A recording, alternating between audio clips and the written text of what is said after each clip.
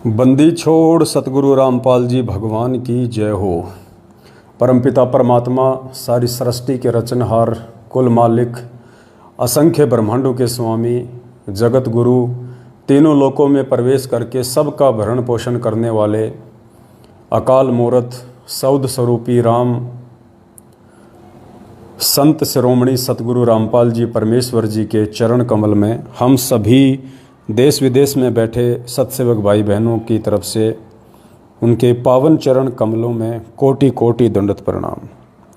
और live video देख रहे आप सभी भाई बहनों को दास की तरफ से प्यार भरा सत्साहिब। भाई और बहनों, दया परमपिता परमात्मा की, जिनके आशीर्वाद से एक बार पुनः साध संगति के लिए परमेश्वर ने हमें मौका दिया है।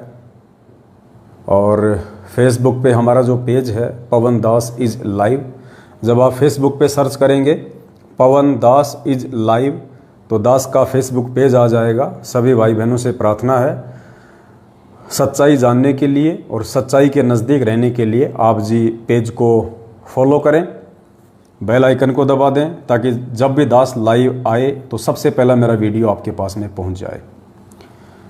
सभी भाई बहन वीडियो को ज़्यादा से ज़्यादा शेयर कर दें। आप भाई बहन वीडियो को शेयर करें, तब तक दास परमात्मा का मंगलाचरण कर लेता है।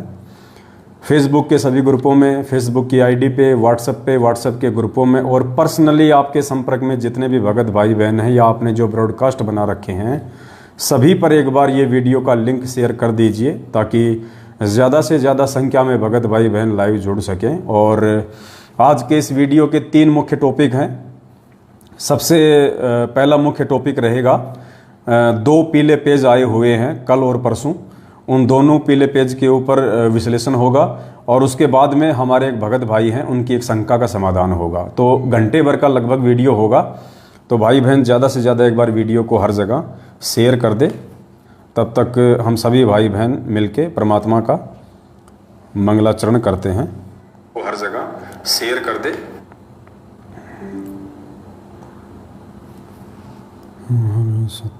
दास भी एक बार अपने मोबाइल से हर जगह शेयर कर देता है। आप सभी भाई बहन भी जहाँ जहाँ संभव हो एक बार वीडियो को हर जगह शेयर कर दें, क्योंकि इन दिनों 2 पीले पर्चे आए हुए हैं। दोनों पीले पर्चे बहुत ज़्यादा महत्वपूर्ण हैं, जिसकी जानकारी आप सभी भाई बहनों को देनी अति आवश्यक है, ताकि आपकी आंखें खुलें, आपको सच्चाई का पता चले, आपको हकीकत का पता चले, आपके स्टेट कोऑर्डिनेटर और आपके वर्ल्ड कोऑर्डिनेटर की सच्चाई का भाई बहनों को पता चल सके। और धोखे से आप जिन्हें बहुत बड़ा भगत समझ के, बहुत अच्छे क्वालिटी के सेवादार समझ के आप जिनके पीछे लगे हुए हैं, आपकी वहाँ से मोह ममता हटे और सतगुरु रामपाल जी भगवान के वचन अनुसार आप जी भक्ति मार्ग पे ज्ञान को आधार बना के भक्ति करें। तो चलिए, दास परमात्मा का मंगलाचरण करता है, तब तक आप वीडियो को ज़्यादा से ज़्यादा शेयर कर दें। सत साहिब। बंदी छोड़ सतगुरु रामपाल जी भगवान की जय हो। गरीब नमो नमो सतपुरुष को नमस्कार, गुरु की नहीं सुर नर मुनि जन साधवा, संतों सर्वस दीन ही सतगुरु साहिब संत सब दंडोतम प्रणाम। आगे पीछे मध्य हुए तिनको जा कुर्बान, नराकार निर्विषम काल जाल भय भंजनाम, निर्लेपम निज नीर गुणम अकल अनुपबे सुन धुनम, सोहम सुरति समापतम सकल समाना नीरतल, उजल हिरंबर हरदमाम बेपरवा ऐथा है, वार पार नहीं मध्य तम ग्रीव जो सुमर सिद्ध होई, गणनायक गलताना करो अनुग्रह सोही, पारस पद परवाना आदि गणेश मनाऊं, गणनायक देवन देवा चरण कमल लो लाऊं, आदि अंत करु सेवा परम शक्ति संगीतम हृदय सिद्धिदाता सोही अविगत गुण है अतीतम सत्य पुरुष निर्मोही जगदम्बा जगदीशम मंगल रूप मुरारी तन मन अर्पों शीशम भक्ति मुक्ति भंडारी सुर नर मुनि जन ध्यावें ब्रह्मा विष्णु महेशा शेष सहस मुख गावें पूजय आदि गणेशा इंद्र कुबेर सरीखा वरुण धर्म राय ध्यावें सुमरथ जीवन जी का मन इच्छा फल पावें 33 कोटि अधारा ध्यावें 88 उतरे भव जल पारा कट हैं यम की फांसी 33 कोटि अधारा ध्यावें 88 उतरे भव जल पारा कट हैं यम की फांसी। सत साहे बंदी छोड़ सतगुरु रामपाल जी भगवान की जय हो। एक सभी भाई बहनों से दास की हाथ जोड़ के विनती है, दास की प्रार्थना है, केवल एक बार आप जी जब दास लाइव आता है, केवल एक बार आप जी सत साहिब कह के और कमेंट्स में अपना मैसेज डाल दें। उसके बाद में आप बिल्कुल भी मैसेज ना डालें, बिल्कुल भी कोई इमोजी, कोई चित्र, कोई कार्टून, फालतू की बातें कुछ भी ना डालें आप। कमेंट्स को कोई नहीं पढ़ने वाला, कोई नहीं देखने वाला। कोई कुछ भी कमेंट्स कर रहा है नादानी में, हमें कोई उल्टा सीधा बोल रहा है, उनको बोलने दो, वो हमारे भाई बहन हैं, नादान हैं, अभी काल प्रेरित हैं। सिर्फ एक बार आप लोग सत साहिब कह दीजिए, उसके बाद में शांति से बैठ के आप जी लाइव वीडियो देखा करें। दूसरे भाई बहन भी डिस्टर्ब होते हैं बार बार ये मैसेज डालने से। आप केवल एक बार मैसेज डालें, फिर शांत होकर चुपचाप बैठ जाएं। जिस काम के लिए परमात्मा हमें निमित्त बनाते हैं उस काम पे हम ज़्यादा फोकस रखें। तो आज का लाइव वीडियो हम शुरू करते हैं। काफ़ी संख्या में भाई बहन जुड़ चुके हैं। तो सबसे पहले हम शुरू करते हैं एक पीले पेज से। वैसे तो 2 पीले पेज हैं और उसके बाद में एक जोधपुर से हमारे भगत भाई हैं, उनकी एक शंका है, उसके बाद हम उस शंका पे चलेंगे। तो सबसे पहले हम चलते हैं एक पीले पेज पे जो दिनांक 8 जुलाई 2022 को आया था।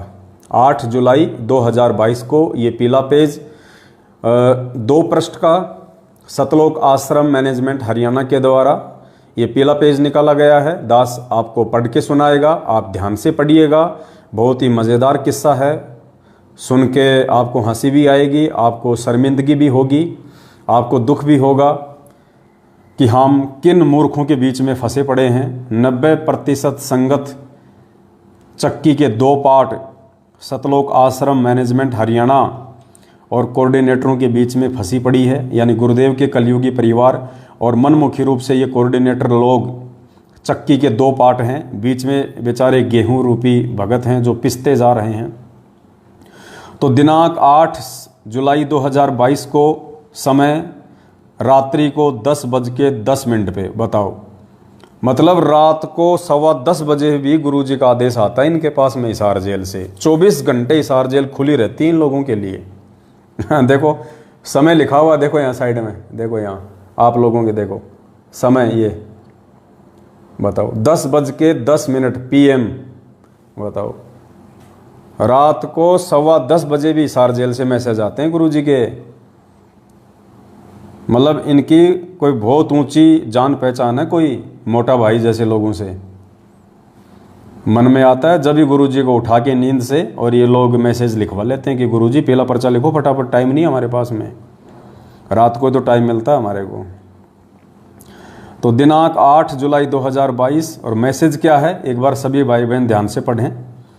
उत्तर प्रदेश की सर्व संगत से प्रार्थना है। उत्तर प्रदेश की संगत के लिए ये पीला पर्चा रात के 10:15 बजे हिसार जेल से गुरुजी से लिखवाया गया है। इन लोगों के अनुसार उत्तर प्रदेश की सर्व संगत से प्रार्थना है कि सतगुरुदेव जी का आदेश आया है कि उत्तर प्रदेश एक बड़ा स्टेट होने के कारण उत्तर प्रदेश को 2 भागों में बांटा गया है। एक पूर्वी उत्तर प्रदेश, दूसरा पश्चिम उत्तर प्रदेश, जिसमें पूर्वी उत्तर प्रदेश में भगत संजीव दास, ये उनके मोबाइल नंबर हैं, संभाग में सेवा संभालेंगे और पश्चिम उत्तर प्रदेश में भगत हरदेश दास संभाग में सेवा संभालेंगे। उत्तर प्रदेश की संगत को ये कह के दो भागों में बांट दिया गया है। उत्तर प्रदेश की संगत के ऊपर दो तानाशाही हिटलर खड़े कर दिए गए हैं, ये कहकर ये बहाना बना के कि गुरुजी का आदेश है, उत्तर प्रदेश बहुत बड़ा है और उत्तर प्रदेश है ना एक भगत के संभलने में नहीं आ रहा, तो उत्तर प्रदेश के दो फाड़ कर दो, दो हिस्से कर दो उत्तर प्रदेश के, एक पूर्वी उत्तर प्रदेश एक पश्चिमी उत्तर प्रदेश। और पूर्वी उत्तर प्रदेश की सेवा संभालेंगे भगत संजीव दास, जो कि पहले से ही उत्तर प्रदेश के स्टेट कोऑर्डिनेटर हैं, संजीव दास। दूसरा कौन संभालेगा? भगत हरदेश दास। तो इन दो महापुरुषों को उत्तर प्रदेश का हिस्सा बांट दिया गया है, उत्तर प्रदेश का विभाजन कर दिया गया है और इन दो महापुरुषों को सेवा दे दी गई है। और संभाग भी लिख दिए हैं, गोंडा, बहराइच, श्रावस्ती, बलरामपुर, बस्ती, सिद्धार्थनगर, संत कबीर नगर, अयोध्या, बाराबंकी, अंबेडकर नगर, सुल्तानपुर, अमेठी, सीतापुर, मतलब आधे जिले तो दे दिए संजीव हुड्डा को, संजीव दास उर्फ संजीव हुड्डा, जो कि बरवाला कांड के समय से ही उत्तर प्रदेश का स्टेट कोऑर्डिनेटर था।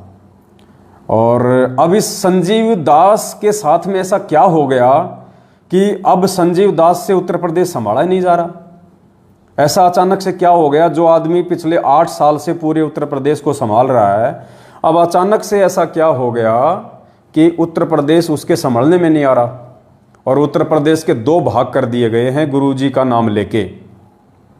दरअसल हकीकत इसके पीछे क्या है वो आपको दास बताएगा। 14 जून 2022 को उत्तर प्रदेश में भी इन्होंने एक फर्जी आश्रम बना रखा है शामली में।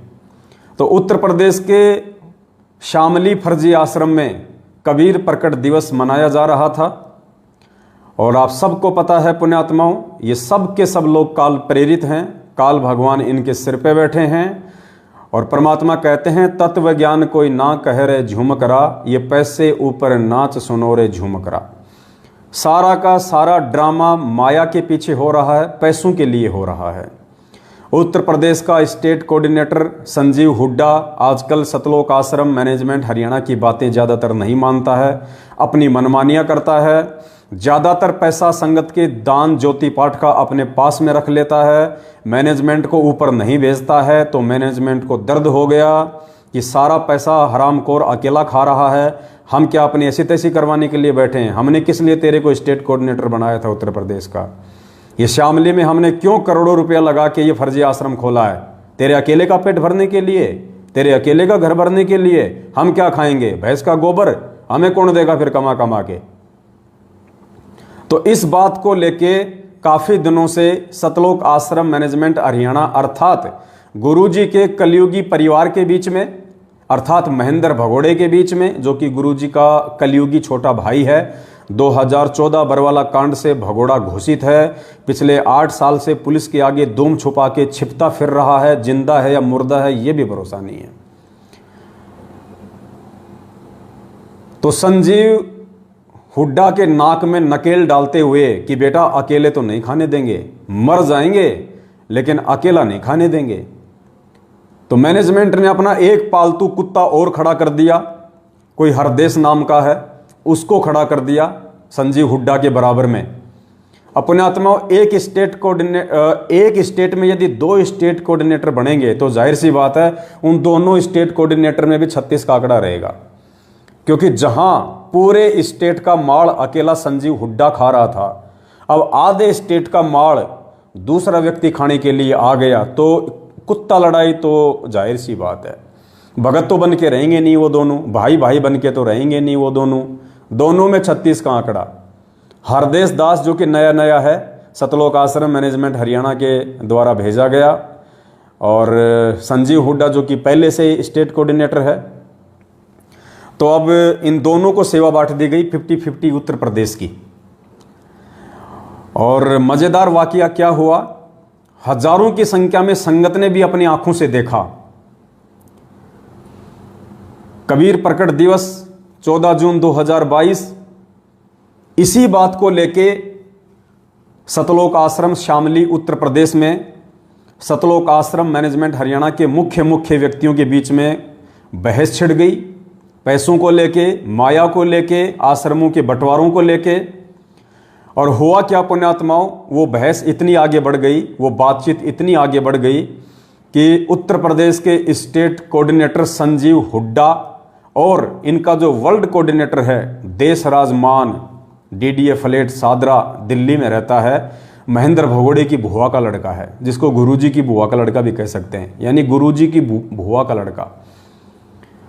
तो गुरुजी की बुआ का लड़का जिसको महेंद्र भगोड़े ने वर्ल्ड कोऑर्डिनेटर बना रखा, यानी सभी कोऑर्डिनेटरों का बाप।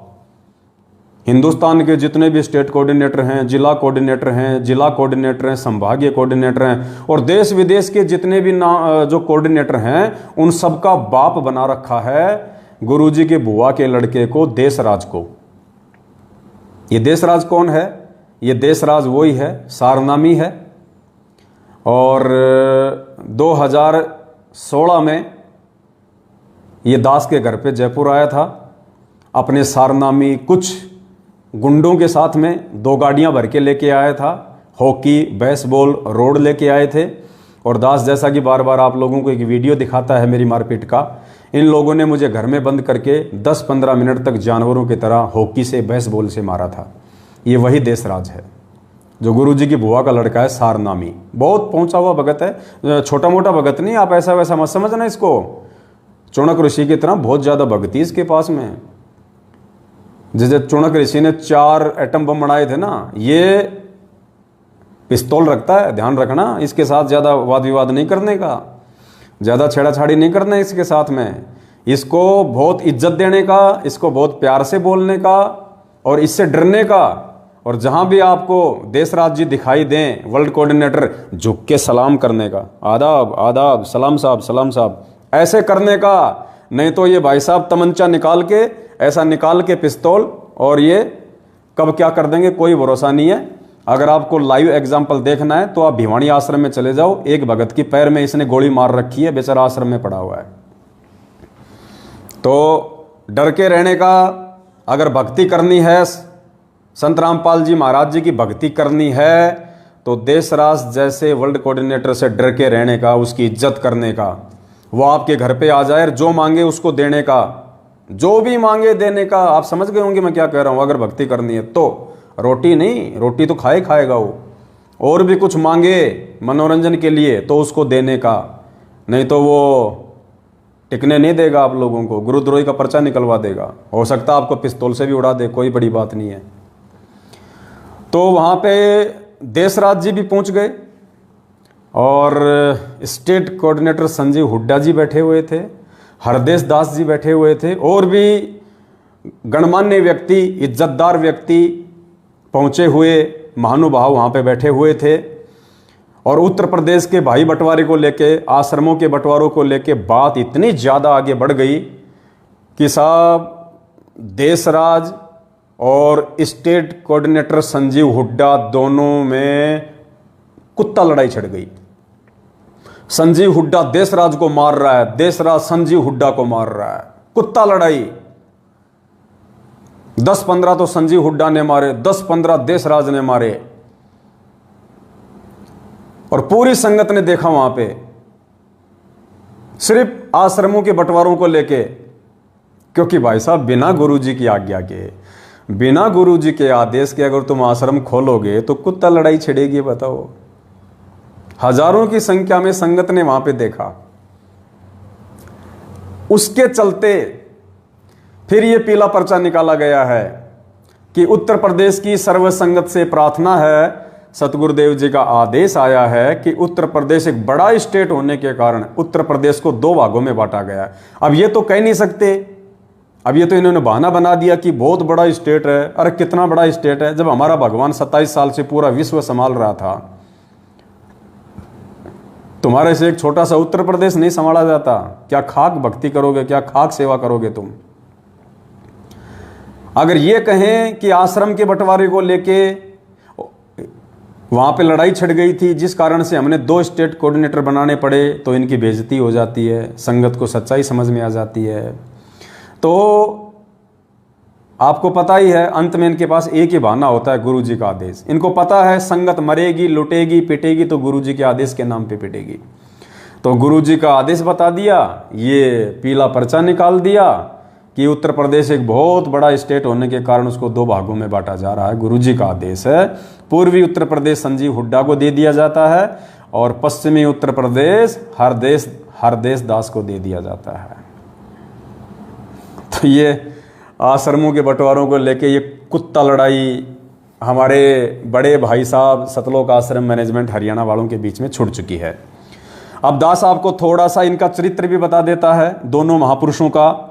देखो जी, देश राज्य के बारे में मैं ज़्यादा देखो कुछ नहीं बोलूँगा, हाँ, क्योंकि देखो बंदूक रखता है वो, पिस्तौल रखता है भाई उसका कोई भरोसा नहीं भाई, कब किसके पैर में मार दे, कब किसकी कनपटी में मार दे, क्योंकि ये तो गुंडे आदमी हैं, ये भगत तो है नहीं, ये तो गुंडे आदमी हैं, माफिया हैं, गैंगस्टर टाइप के आदमी हैं। ये तो खाली भगत तो खाली एक लिबास पहन रखा है, भगत का तो खाली एक चोला पहन रखा है। जैसे राजनीति में आने के बाद में राजनेता लोग होते हैं, वो सफ़ेद सफ़ेद कपड़े तो केवल दिखावे के लिए पहनते हैं कि हम बहुत शांति प्रिय आदमी हैं, बहुत शांति पसंद आदमी हैं, हम बहुत सीधे साधे आदमी हैं। देखो खाली एक 200-500 रुपये का कुर्ता पजामा पहनते हैं खादी का, वो तो केवल जनता में दिखाने के लिए, अंदर वो क्या क्या करते हैं वो सबको पता है।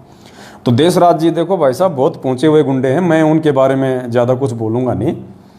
और ऐसे गुंडे सदियों के बाद कभी कभी कोई माता पैदा करती है, तो उस माता को भी मेरा नमन है जिसने ऐसा महान गुंडा पैदा कर दिया संत रामपाल जी भगवान की संगत को बर्बाद करने के लिए। हाँ भाई, थोड़ी इज्जत से बोला करो, ऐसे मत बोला करो उनको गुंडा उंडा। हाँ, ऐसे वो गर्म खोपड़ी का आदमी है, आपने देखी नहीं उसकी फोटो? दिखाऊं क्या? एक सेकंड, कहाँ गए गुंडे महाराज? वो देशराज जी महाराज कहाँ गए? ये देखिए, देखा शकल से ही गुंडा लग रहा है, एक नंबर का। बताओ, इज्जत दिया करो जब तुम्हारे घर पे आऊँ मैं, तो कभी ये सलाम ठोका करो इनको, नहीं तो ये बगल में पिस्तौल रखता है, लाइसेंस भी ले रखा है, ध्यान रखना, मारने के बाद में फिर कुछ नहीं। और संजीव हुड्डा जी के भी दर्शन करवा देते हैं आपको थोड़े से। ये देखिए, ये हैं संजीव हुड्डा जी, ये देखिए, ये संजीव हुड्डा है उत्तर प्रदेश का स्टेट कोऑर्डिनेटर, जो अकेला अरे नालायक इंसान, थोड़ा थोड़ा उनको भी दे देता। अब गया ना है, अगर थोड़े थोड़े टुकड़े अगर उन बड़े कुत्तों को भी डालता रहता और थोड़े थोड़े टुकड़े तू भी खाता रहता तो नहीं जाता ना उत्तर प्रदेश हाथ से, हैं? अब करवा लो अपनी ऐसी तैसी, दे दिया आधा उत्तर प्रदेश अपने मामा जी को। मूर्ख आदमी, सलाह ले लेता, 7 साल से शंका समाधान कर रहे हैं, अकेले में फ़ोन कर देता कि भगत जी मेरी ऑडियो को वायरल मत करना और मेरे को ये सलाह दे दो, ऐसी स्थिति में मेरे को क्या करना चाहिए, तो दास तेरे को बता देता।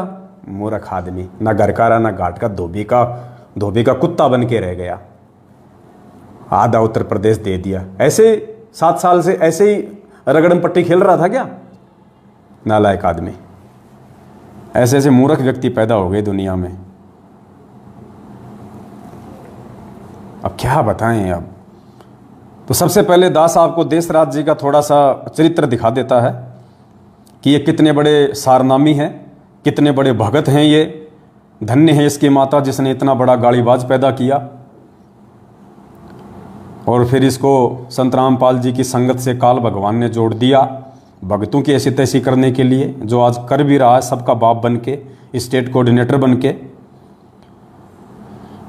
तो थोड़ी सी इसकी झलक दास आपको दिखा देता है देशराज जी की। जी लगा के बोला करो भाई इनको, ऐसे छोटा मोटा आदमी नहीं आजकल, ये बहुत बड़ा आदमी है।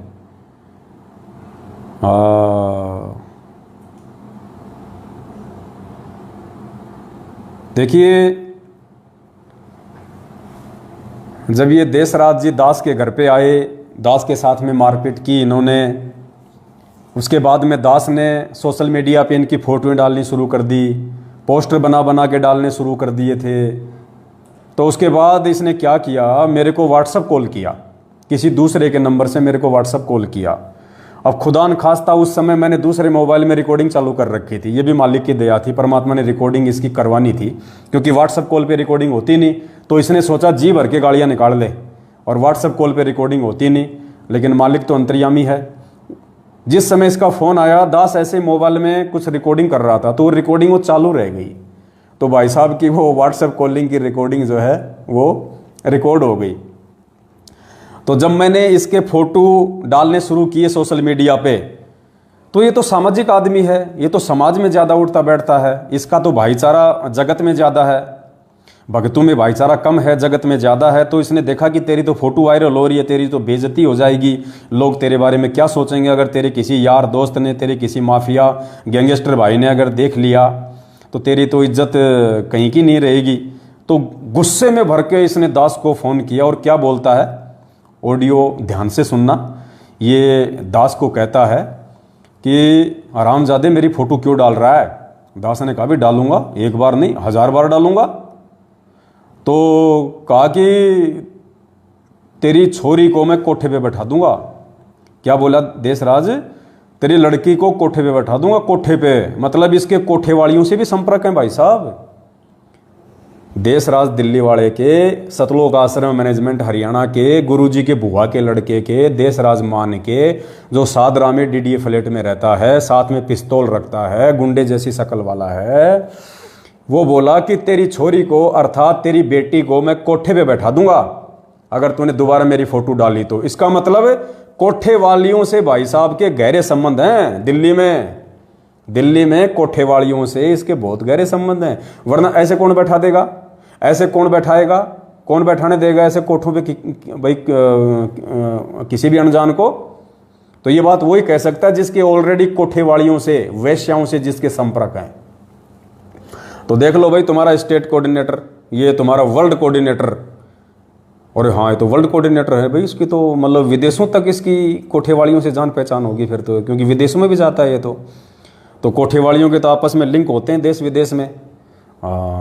तो इसके तो भाई ये तो विदेशों में भी बैठा सकता है कोठे पे। तो बोला तेरे लड़के को कोठे पे बैठा दूंगा। एक सारनामी के वचन है ये, एक सारनामी भगत के वचन, गुरुजी के रिश्तेदार के वचन, जिनको कुछ संगत का मूर्ख तबका बहुत बड़ा भगत समझ के अपने आप को धन्य मानता होगा जब ये उसके घर पे आता होगा। और नालायक को ये पता नहीं कि जब ये तुम्हारे घर पे आता होगा तो इसकी नज़र तुम्हारी बहन बेटियों पे रहती होगी। क्योंकि परमात्मा कहते हैं कुत्ते की नज़र हड्डी पे रहती है और सूअर की नज़र टट्टी पे रहती है। कुत्ते की हड्डी पे, सूअर की टट्टी पे। और ऐसे जो माफिया टाइप के जो व्यक्ति होते हैं, जो भगत के नाम पे गुंडे, तो उनकी नज़र कहाँ रहती होगी सोचो। जो मुझ पवन दास को, एक भगत को, अपने भगत भाई को ये कह रहा है कि तेरी बेटी को मैं कोठे पे बैठा दूंगा, तो ऐसा व्यक्ति, ऐसा वर्ल्ड कोऑर्डिनेटर जब आपके घर पे आएगा तो उसकी नज़र आपकी माँ और बहन बेटी पे रहेगी। यदि युवा है तो बूढ़ियों पे नज़र नहीं डालता ये, क्योंकि वर्ल्ड कोऑर्डिनेटर है, इसको क्या कमी है भाई साहब। बूढ़ी औरतों पे क्यों नज़र डालेगा ये। अनाप शनाप संगत का पैसा करोड़ों की संख्या में है। जब मर्जी आवे, इसने अपना पासपोर्ट बनवा रखा, वीज़ा इसके जेब में रहता है। जब मर्जी अमेरिका जाए, जब मर्जी नेपाल जाए, जब मर्जी पाकिस्तान जाए, क्योंकि वर्ल्ड कोऑर्डिनेटर है। हराम का पैसा 24 घंटे इसकी जेब में रहता है संगत का। तो ये बड़ी बूढ़ियों पे क्यों नज़र डालेगा, ये तो जवान पे नज़र डालेगा। तो भाई साहब सोच समझ के अपने घर पे इसको बुलाओ, तो सोच समझ के बुलाना। वर्ल्ड कोऑर्डिनेटर, फिर तुम इसको रोक भी नहीं पाओगे, तुम इसको दबा भी नहीं पाओगे, तुम इसको रोक भी नहीं पाओगे, क्योंकि वर्ल्ड कोऑर्डिनेटर है। अगर भक्ति करनी है तो फिर इसकी हर बात माननी पड़ेगी, गुलामी सहन करनी पड़ेगी। तो सुनिए देशराज भाई साहब क्या कह रहे हैं कि तेरी छोरी को कोठे पे बैठा दूंगा। और फिर दास को क्या कह रहा है कि अपने साले के मुंह में मूतूंगा, अपने साले के मुंह में मूतूंगा। बताओ, मेरे मुंह में मूतेगा वो। अब बताओ, इसने मुंह में मूतने की रिहर्सल भी कर रखी है। अब हो सकता है अपने परिवार वालों के मुंह में मूतता होगा ये, तो इसने वो रिहर्सल कर रखी है मुंह में मूतने की। वरना ऐसे कैसे मूत देगा मुंह में, एक बात बताओ, ऐसे कैसे मूत देगा। तो इसको अच्छे से पता है कि मुंह में कैसे मूता जाता है। वर्ल्ड कोऑर्डिनेटर भाई, पावर है इसके पास, मुंह में मूत दे, आंख में मूत दे, मूत दे तो मूत दे, कौन सी बड़ी बात है बताओ। घर की भाई लिखने वाला काका, इसको कौन रोक दे भाई साहब। तो ये बहुत पहुंचा हुआ आदमी है, बहुत पहुंचा हुआ महापुरुष है।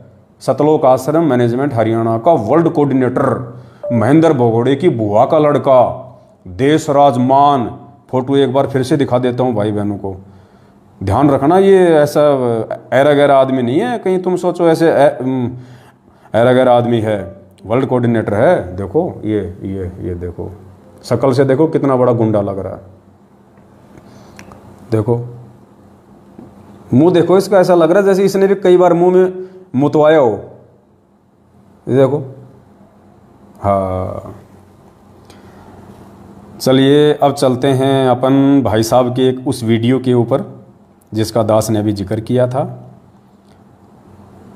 कि अपने साले के मुंह में मुतूंगा और तेरी छोरी को कोठे पे बैठा दूंगा। ठीक है भाई साहब, बैठा सकते हो तुम, काल का लोग है, तुम काल के एजेंट हो, तुम्हें कौन रोके।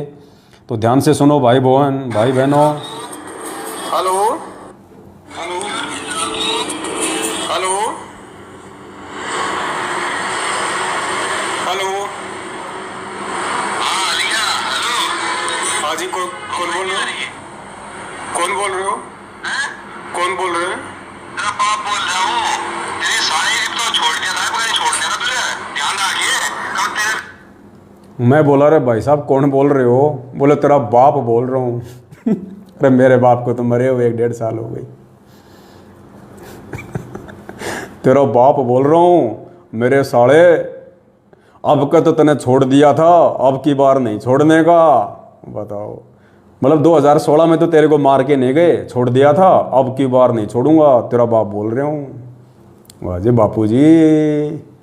देशराज, मेरा भी दूसरा नाम देशराज ही है, गांव में मेरे को देशराज ही कहते हैं। पवन तो मेरा डॉक्यूमेंट्स में नाम है, बाकी मेरे रिश्तेदार गांव वाले सब मेरे को देशराज ही कहते हैं। तो बोलो देशराज का देशराज बाप। यार कमाल के स्टेट कोऑर्डिनेटर पाल रखे हैं महेंद्र भगोड़े ने भाई, कमाल के गुंडे पाल रखे हैं भाई, तगड़े। हेलो हेलो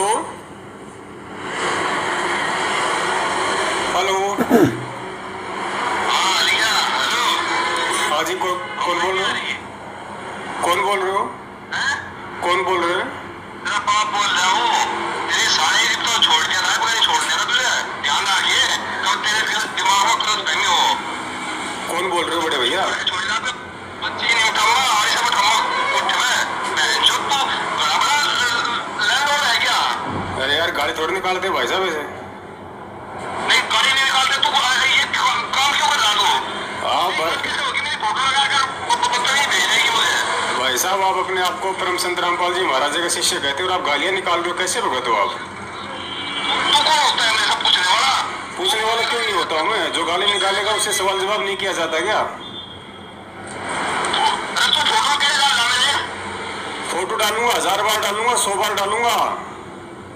अब क्या बात है, मुंह मुद्दों में ध्यान रखिए और डाल तो मुंह में मुद्दोगे, ध्यान रख, मुंह में मुद्दोगे क्या?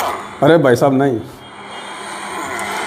कपड़ा दो भगत जी, कपड़ा दो, वो कहाँ है मेरा, वो दो, वो वाइट वाला दो, पीछे रखा भगत जी। वैसे नहीं बात बनती, ऐसे नहीं, पता नहीं भाई साहब, इसका कोई भरोसा नहीं है भगत जी, ये कब मूत दे, ये मोबाइल में मूत दे, इसका भरोसा नहीं, क्योंकि ये वर्ल्ड कोऑर्डिनेटर है। छोटा मोटा कोऑर्डिनेटर हो तो बात अलग है, अब वर्ल्ड कोऑर्डिनेटर क्या पता मुंह में मूत दे, तो मैं तो अपना मुंह का पहले ही इंतजाम कर देता हूँ। बताओ कौन बोल रहे हैं? तेरा बाप बोल रहा हूँ। तेरी सारी तो छोड़ दिया था, पता नहीं छोड़ने का तुझे ध्यान रखिए कब तेरे दिमाग में क्रॉस बहने हो। कौन बोल रहे हो बड़े भैया? छोड़ दिया तो बच्ची नहीं उठाऊंगा, आगे से उठाऊंगा उठ में जो तू बड़ा बड़ा लैंडलॉर्ड है क्या? अरे यार गाड़ी थोड़ी निकालते भाई साहब ऐसे। नहीं गाड़ी नहीं निकालते, तू ये काम क्यों कर रहा तू? हाँ कैसे होगी, मेरी फोटो लगाकर बदतमीजी भेजेगी मुझे। भाई साहब आप अपने आप को परम संत रामपाल जी महाराज के शिष्य कहते हो और आप गालियां निकाल रहे हो, कैसे भगत हो आप? तू कौन होता है मेरे सब पूछने वाला? पूछने वाला क्यों नहीं होता हूँ मैं? जो गाली निकालेगा उससे सवाल जवाब नहीं किया जाता क्या? अरे तू फोटो कैसे डाला मैंने? फोटो डालूंगा, 1000 बार डालूंगा, 100 बार डालूंगा। अब क्या बात है, मुंह मुद्दों में ध्यान रखिए। मुंह में मुद्दों मुंह में मुद्दों का क्या?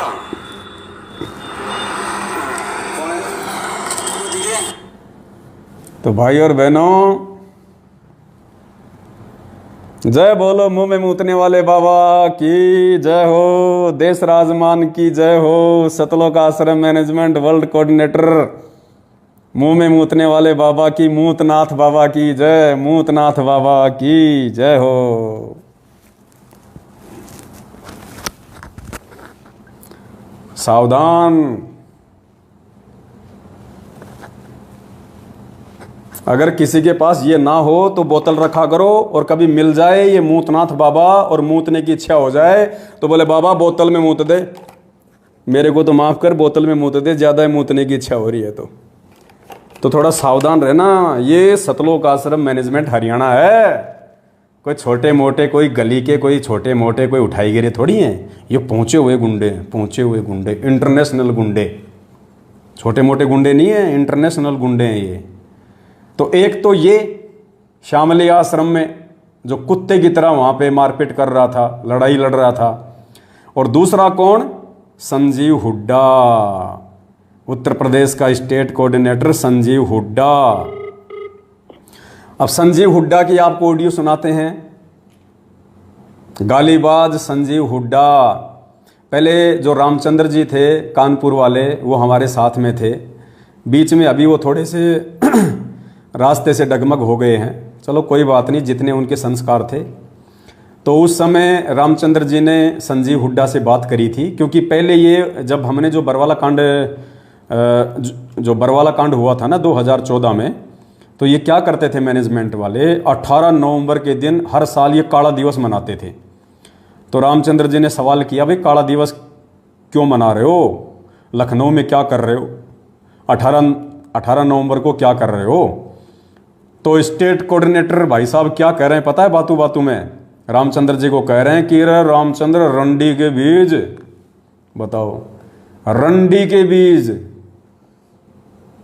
बताओ। अब ये तो कोई रांडबाजी बोल सकता है ऐसी भाषा, तो रंडी का बीज तो कोई भगत तो बोलेगा नहीं, और वो भी स्वारनामी संजीव हुड्डा, स्वारनामी भगत, और उत्तर प्रदेश के सभी भगतों का मसीहा, स्टेट कोऑर्डिनेटर, और एक भगत को क्या कह रहा है, रंडी के बीज। तो भाई ये तो कोई रांडबाजी बोल सकता है, छोटे मोटे मेरे जैसे की तो औकात नहीं भाई मैं किसी को रंडी का बीज बोल दूं, क्योंकि मुझे तो पता है कि सामने वाला भगत और मैं भगत है, उसकी माँ मेरी माँ। अगर मैं दूसरे भगत की माँ को, दूसरे भगत को गाली दूं कि रंडी के बीज, तो सोचो मैंने तो मेरी माँ को रंडी बोल दिया, मेरी माँ को। तो संजीव हुड्डा को ये पता नहीं कि तूने रामचंद्र जी को नहीं, तूने अपनी माँ को रंडी बोल दिया, अपनी माँ को। बताओ, आज इनका खून तो खोल रहा होगा तगड़ा कि बेटा अब की बार मिल गए तो सरी कलम करेंगे इसका तो। परमात्मा कहते हैं सिर पे साई सत्य है तो को क्या बहेरे, तुम्हारे जैसे रांडबाज। तो देखो भक्तों, जो नए भाई बहन है ना, उनको विचार करना चाहिए इन बातों पे। तुम किन लोगों को अपने घरों पे बुलाते हो, तुम किन दो कौड़ी के टुच्चे, किन दो कौड़ी के टुच्चे गुंडे मवालियों की तुम गुलामी कर रहे हो। भगत के नाम पे धब्बे, जिनको बोलने तक की तमीज नहीं, भगतों को कह रहे हैं रंडी के बीज। सुनाऊंगा भी, वो कह रहा है कि अपने साले के मुंह में मूतूंगा, तेरी छोरी को कोठे पे बैठा दूंगा, बहन की गाड़ी निकाल रहा है। ये जो नई संगत है ना, जो नई संगत जुड़ रही है फर्जी नामदान केंद्रों से, मेरी उन सभी भाई बहनों से प्रार्थना है, तुम इंसान हो या जानवर हो। अगर तुम जानवर हो, तुम्हारे अंदर बुद्धि नहीं है, तब तो ठीक है। बेबुद्धि लोगों को तो ऐसे ही गुंडे मवाली लोगों के हाथों में रहना चाहिए।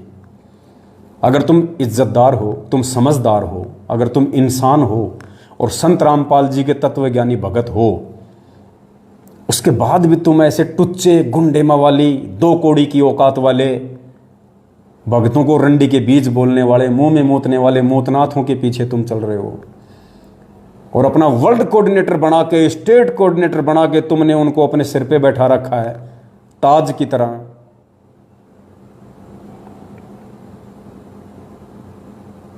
भाई विचार करने की बातें हैं ये। तो संजीव हुड्डा की ऑडियो सुनो अब, और सुनना उसकी गाड़ी।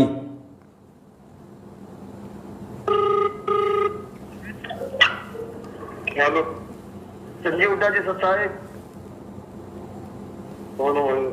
कानपुर से रामचंद्र। सुना 18 तारीख को लखनऊ में क्या कर रहे हैं भगत जी? क्या करना है? मैसेज पूरे देश में डाला, तो बताइए ना 18 तारीख को आप क्या कर रहे हो भगत जी? यूपी के स्टेट कोऑर्डिनेटर हो तो आप जवाब दो ना भगत जी। भक्तों को देते हैं भाई जवाब। अरे भक्तों को देते रामचंद्र सुधर गया, कुछ नहीं रखे। अरे आप, हम सुधरे या ना सुधरे, आप इसका जवाब क्या? 18 नवम्बर को लखनऊ में। अरे मैं सुधार दो ना फिर। अरे तुम क्यों सुधारने क्यों नहीं आ रहे हो? आ जाओ ना सुधारने के लिए। अरे मान जा, रामचंद्र कुछ नहीं रखा। डाक कभी नहीं मानेगा, तुम्हारे जैसे गद्दारों को करता रहेगा। और आप जवाब दो ना, दुनिया की बातें छोड़ो, आप ये जवाब दो 18 नवंबर को लखनऊ क्या कर रहे हो? संजीव हुड्डा जी, ये धमकियां देना छोड़ दो। आपको बकवास समझना तो क्या कर रहे हो तुम लखनऊ में, ये पहले बताओ ना भगत जी। फालतू बकवास छोड़ो। मान जा रामजादे, मान जा। अरे नहीं मानूंगा, तुम जैसे लोगों को नहीं मानूंगा। ये गालियां तुम देते रहो। 18 नवंबर को तुम क्या कर रहे हो ये पहले बताओ। पुण्यात्मा को क्या कह रहा हो? डंडा दे दूंगा। कहाँ दे देगा अब मैं तो नहीं बता सकता आप लोगों को, आपने सुना ही होगा, बोले तेरे डंडा दे दूंगा। रामचंद्र जी से प्रार्थना करता हूँ भाई, कोई जैसे वाटर प्रूफ बोतल आती हैं ऐसे ही लठ प्रूफ चड्डी पहनना शुरू कर दे मेरे भाई। ये महागुंडे आदमी हैं, इनका कोई भरोसा नहीं है। क्या कह रहा, ध्यान रखना, डंडा दे दूंगा तेरे। ये स्टेट कोऑर्डिनेटर के वर्ड हैं, स्टेट कोऑर्डिनेटर के। बताओ, डंडा दे दूंगा, बताओ ये भाषा है? ये सारनामी भगत की भाषा है, संत रामपाल जी के सारनामी भगत की और लाखों भगतों के बाप बने बैठे स्टेट कोऑर्डिनेटर की भाषा है कि तेरे पिछवाड़े में लठ दे दूंगा। रामचंद्र भाई, लठ पूर्व चड्डी बनवा ले कहीं से, अगर बनती है तो, मुझे तो पता नहीं है भाई।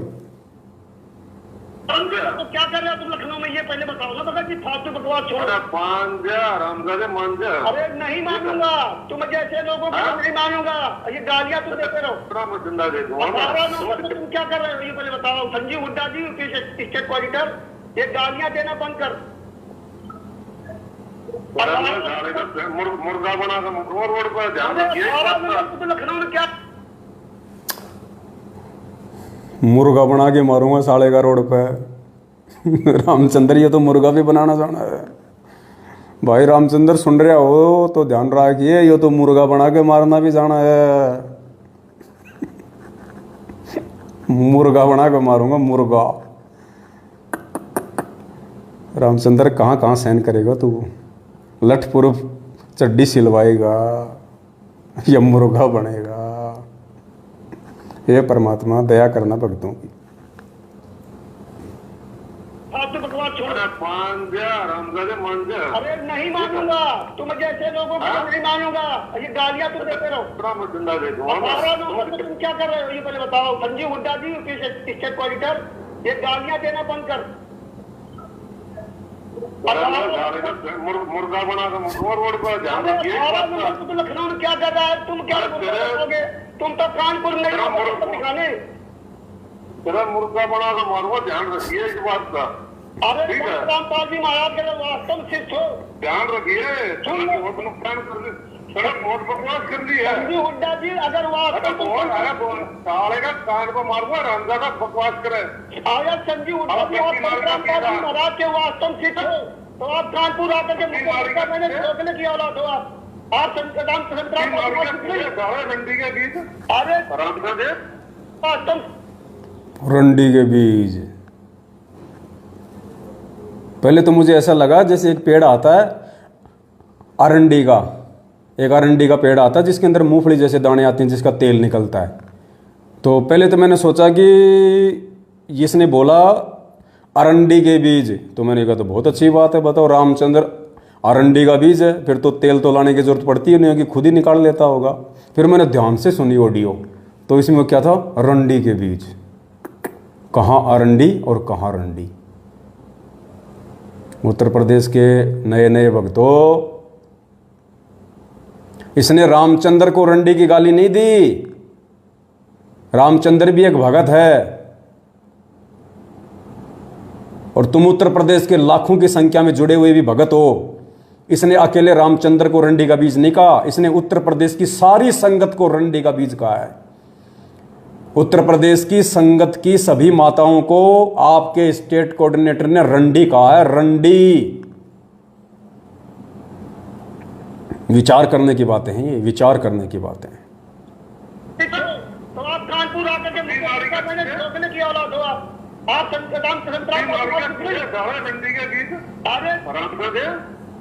बहुत ही परमात्मा ने ज्ञान दिया ना, यही परमात्मा ने ज्ञान दिया है संजीव हुड्डा जी।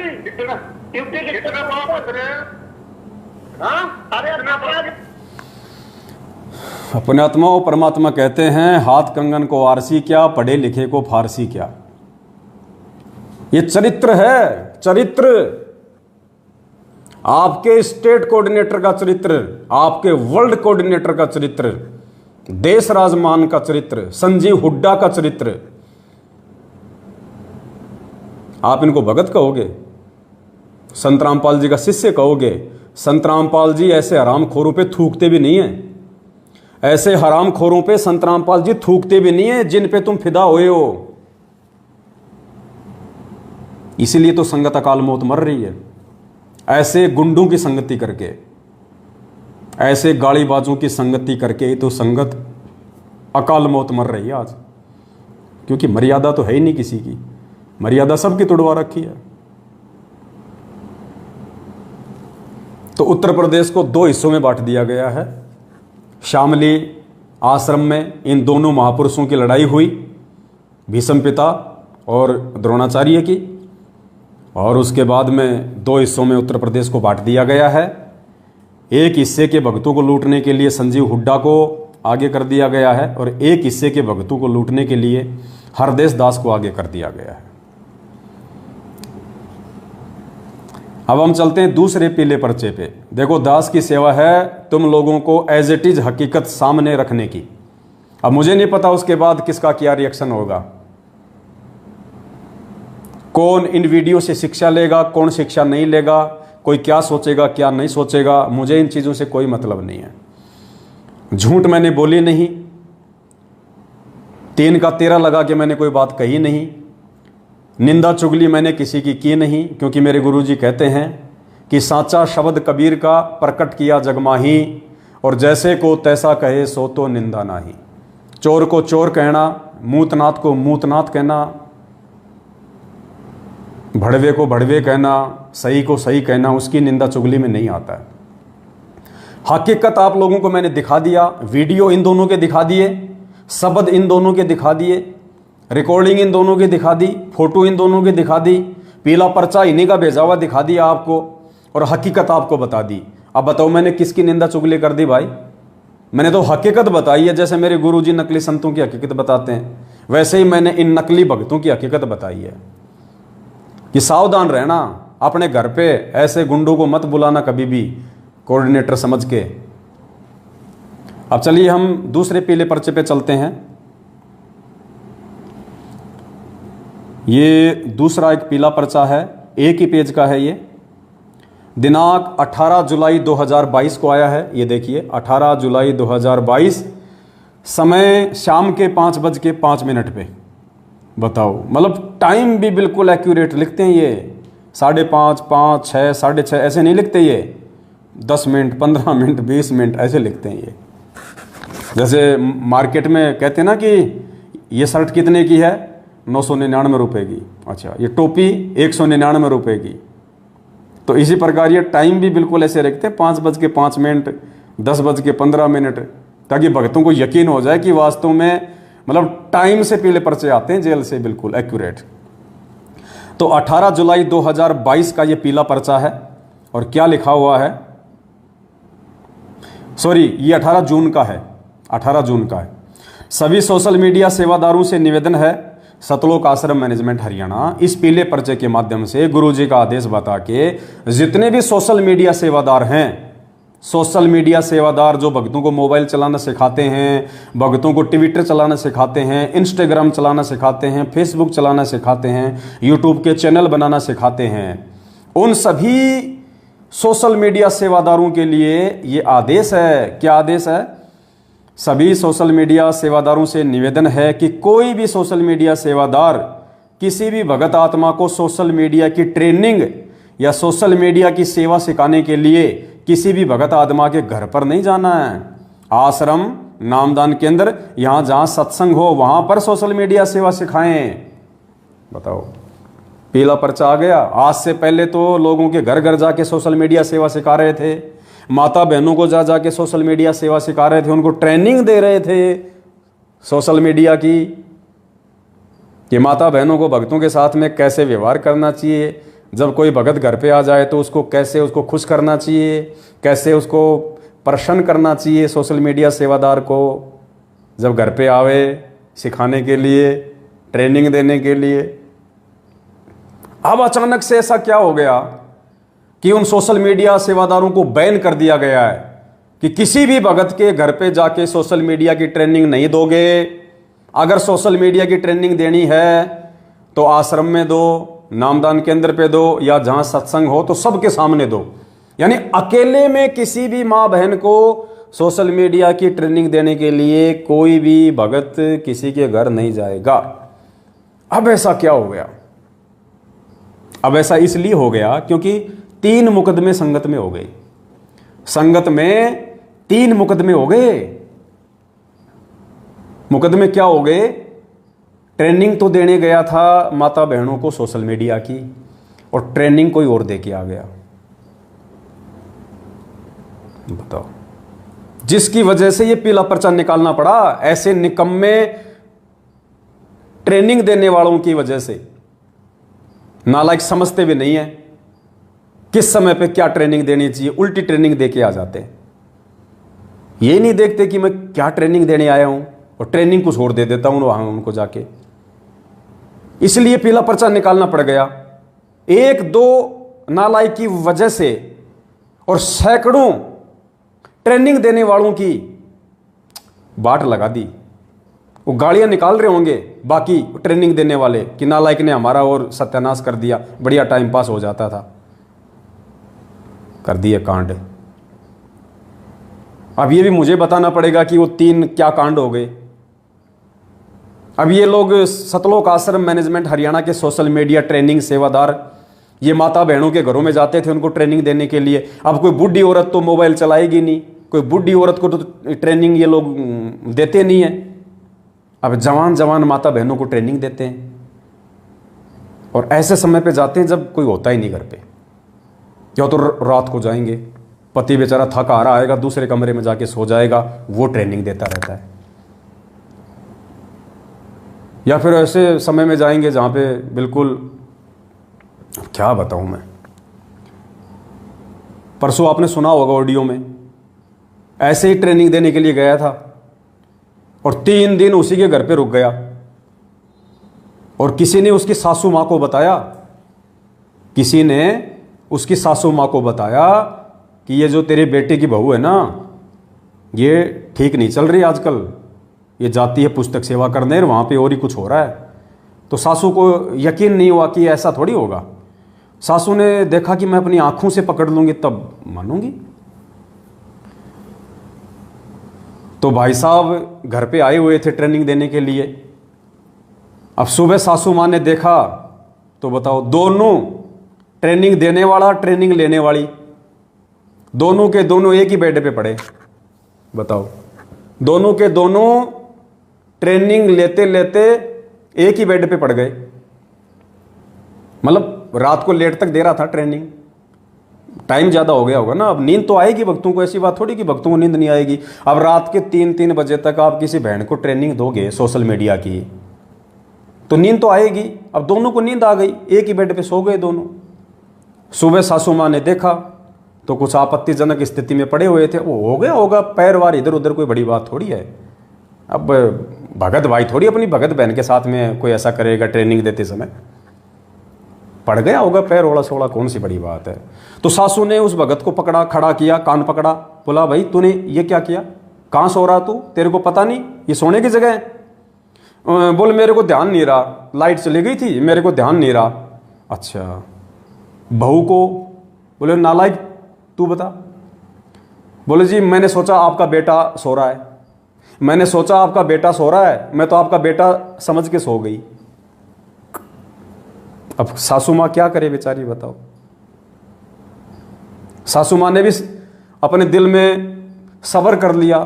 सासू माँ को भी अमरीश पुरी की वो कोयला फिल्म याद आ गई, अमरीश पुरी की वो कोयला फिल्म याद आ गई कि छत पे सोया था बहनोई, मैं तने समझ के सो गई, मुझको राणा जी माफ करना, गलती मारे से हो गई। अब सासू ने देखा भाई चलो कोई नहीं भाई, गलती हो गई होगी बहू से, कौन सी बड़ी बात है। उसके बाद में ऐसी एक घटना मध्य प्रदेश में हो गई। सोशल मीडिया की ट्रेनिंग देने गया था भाई साहब, सूरत से आया था स्टेट कोऑर्डिनेटर का लड़का, बताओ, सूरत से आया कोऑर्डिनेटर का लड़का ट्रेनिंग देने के लिए। किसको? एक युवा बहन को, किसी भगत की भक्तमती को, और ट्रेनिंग देने लगा।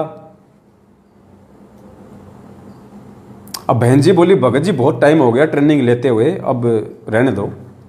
बोला नहीं नहीं थोड़ी सी और बच रही है। अच्छा अच्छा, थोड़ी सी भी दे दी। उसके बाद क्या हुआ, भगत जी इतने ट्रेनिंग में मस्त हो गए, अब उनके जो भगत थे जो भक्तमती के वो साइड में चले गए। अब वो बहन बेचारी नहा धो के बाथरूम से आई और नहा धो के अपने वो कपड़े चेंज करने लग गई दूसरे कमरे में। यानी वो जो रूम थे वो कुछ इस प्रकार के थे, उसी रूम से उस रूम का गेट था। तो वो बहन अपना साइड में जाके अपने वो कपड़े बदलने लग गई। अब जो ट्रेनर था, ट्रेनर कोऑर्डिनेटर का लड़का सूरत का, वो क्या कर रहा है, जैसे बहन उधर कपड़े चेंज कर रही है, अब कोऑर्डिनेटर ने इधर मुंह कर लिया, उसने ट्रेनिंग देने वाले ने, और शीशा पकड़ लिया हाथ में, और यूं उस शीशे में से, दर्पण में से पीछे से उस बहन को देख रहा है कपड़े चेंज करती हुई को, यूं यूं उस शीशे में से देख रहा है अंदर जो कपड़े चेंज कर रही थी बहन। भगत जी ने उसको देखा और कहा कि भाई ये क्या कर रहा है तू, ये क्या कर रहा है। बोलो नहीं नहीं, बोलो मेरी आंख में बोले बाल पड़ गए, बोले बाल निकाल रहा हूं। एक ऐसी कांड और हुआ है, वो तो मुझे बताते हुए बड़ी शर्म आएगी, इसलिए मैं नहीं बता पाऊंगा। तो ये 3-4 कांड इन दिनों संगत में घटित हो गए सोशल मीडिया सेवादारों के द्वारा ट्रेनिंग देते समय।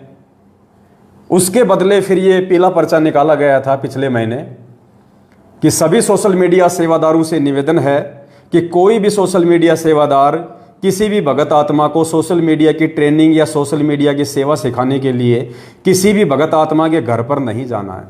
आश्रम, नामदान केंद्र या जहां सत्संग हो वहां पर सोशल मीडिया सेवा सिखानी है। यह है जी पीला पर्चा। तो ऐसे दुर्वासा ऋषि जिन्होंने स्त्री को हाथ तक नहीं लगाया, ऐसे गोरखनाथ जैसे यति, सुखदेव जैसे जति, हनुमान जी जैसे यति हमारी संगत में हैं। ऐसे महापुरुषों को जो लड़कियों की, औरतों की शकल देखना भी पसंद नहीं करते, सुखदेव ऋषि की तरह, उनको तो सोशल मीडिया सेवादार बना रखा इन्होंने। उनको तो सोशल मीडिया की ट्रेनिंग सिखाने के लिए आगे खड़ा कर रखा है, ऐसे सुखदेव ऋषियों को। इसलिए ऐसे कांड हो रहे हैं संगत में। तो मेरी संगत में जो इज्जतदार भगत भाई बहन है, अब मुझे शब्द यूज करना पड़ रहा है, संगत में यदि कोई इज्जतदार भगत भाई बहन बचे हों तो भाई अपनी जवान बहन बेटियों की रखवाली आप स्वयं करें, इन कोऑर्डिनेटरों के भरोसे ना रहें। पुस्तक सेवा में अपनी जवान बहन बेटियों को ना भेजें। कब तुम्हारी बहन बेटी को कौन सा भगत भगा ले जाएगा कोई भरोसा नहीं। ऐसे बहुत सारे कांड हो रहे हैं आजकल। दोनों रमेणी करके वापस घर में बढ़ेंगे। तो अपनी इज्जत के स्वयं जिम्मेदार हो भाई साहब। सतलोक आश्रम में जैसे कोई पान का कोई जर्दे की पुड़िया आती है ना, जर्दे की पुड़िया आती है, तानसेन की पुड़िया आती है, रजनीगंधा की डब्बी आती है, उस पर नीचे क्या लिखा होता है कि स्वयं अपनी मतलब रजनीगंधा स्वास्थ्य के लिए हानिकारक है, इससे अगर कोई दुष्प्रभाव हुआ तो उसकी जिम्मेदारी आपकी स्वयं की होगी। तो पुस्तक सेवा में या सोशल मीडिया के कैंप में या इन फर्जी आश्रमों में, इन फर्जी नामदान केंद्रों पे यदि आप अपनी बहन बेटियों को भेजते हैं तो उनकी इज्जत की जिम्मेदारी सतलोक आश्रम मैनेजमेंट हरियाणा की नहीं होगी, आपकी स्वयं की होगी। इसलिए सोच समझ के भेजें।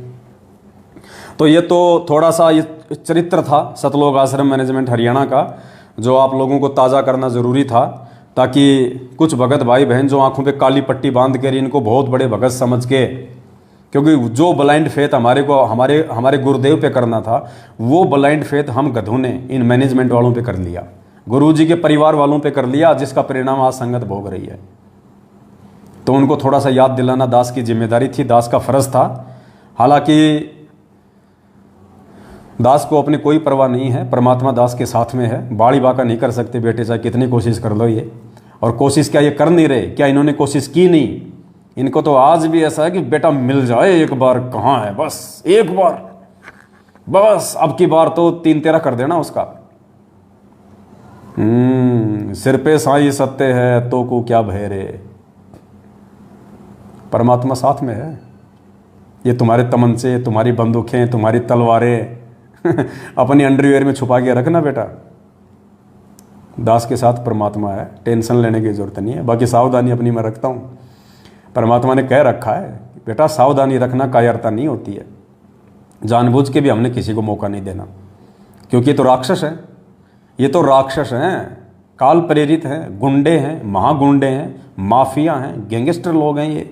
ये भगत थोड़ी हैं। भगत के भेष में भेड़ी हैं, ये उल्फ हाइना है ये। तो भाई हम तो इनसे बहुत पहले से सावधान होकर चल रहे हैं।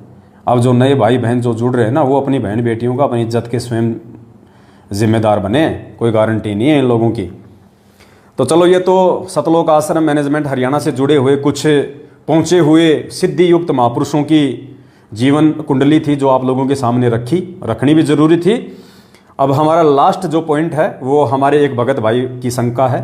अब हम थोड़ा ज्ञान आधार से भी बात करेंगे, परमपिता परमेश्वर के आशीर्वाद से, जिसके लिए परमात्मा ने हमारे को आज निमित्त बनाया। तो जोधपुर से एक भगत जी हैं, उनकी एक शंका है। आप भी थोड़ा ध्यान से सुन लीजिए, परमात्मा उसके बाद उसका ज्ञान आधार से समाधान करवाएंगे। ध्यान से सुनिएगा। सत साहिब, शंका का समाधान कीजिए। भगत जी, परमात्मा ने दास को 2019 में अपनी शरण में लिया परमात्मा ने। भगत जी, उससे पहले दास दामाखेड़ा से वो नकली पंथ है, उससे दास उपदेशी था। परमात्मा ने रजा करके अपनी शरण में लिया। परमेश्वर ने बहुत ही अच्छा ज्ञान दिया है। परमात्मा ने नीर खीर का निवेरा करवाया है। परंतु दास के मन में एक शंका थी। जैसा कि परमेश्वर ने बताया है कि धर्मदास जी महाराज का पंथ 42 वंश, मतलब वंश है, वंश गादी 42 पीढ़ी तक चलेगी। परमेश्वर का ये वचन है धर्मदास को। आज वर्तमान में 13वीं या 14वीं धर्मदास जी की वंश परंपरा के गादीपति श्री प्रकाश मुनि और श्री उदित मुनि नाम गादी पर बैठे हैं।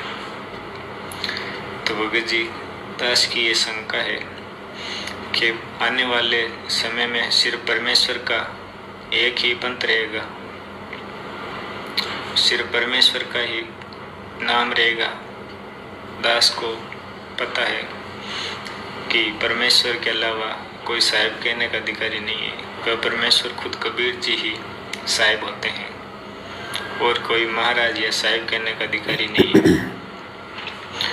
पर परमेश्वर ने धर्मदास जी को वचन दिया था कि धर्मदास जी की वंश 42 तक चलेगा। आज वर्तमान में 13वें 14वें कबीर पंथी दामा खेड़ वाले हैं प्रकाश मुनि। तो भगत जी आने वाले समय में ये पंथ सभी मिलकर परमेश्वर रामपाल जी भगवान के पंथ में मिल जाएंगे। तो फिर भगत जी अभी तो वर्तमान में 13वें 14वें पंथ में तो भगत जी 42 पीढ़ी तक फिर ये वंश कैसे चलेगा। भगत जी दास की ये शंका थी।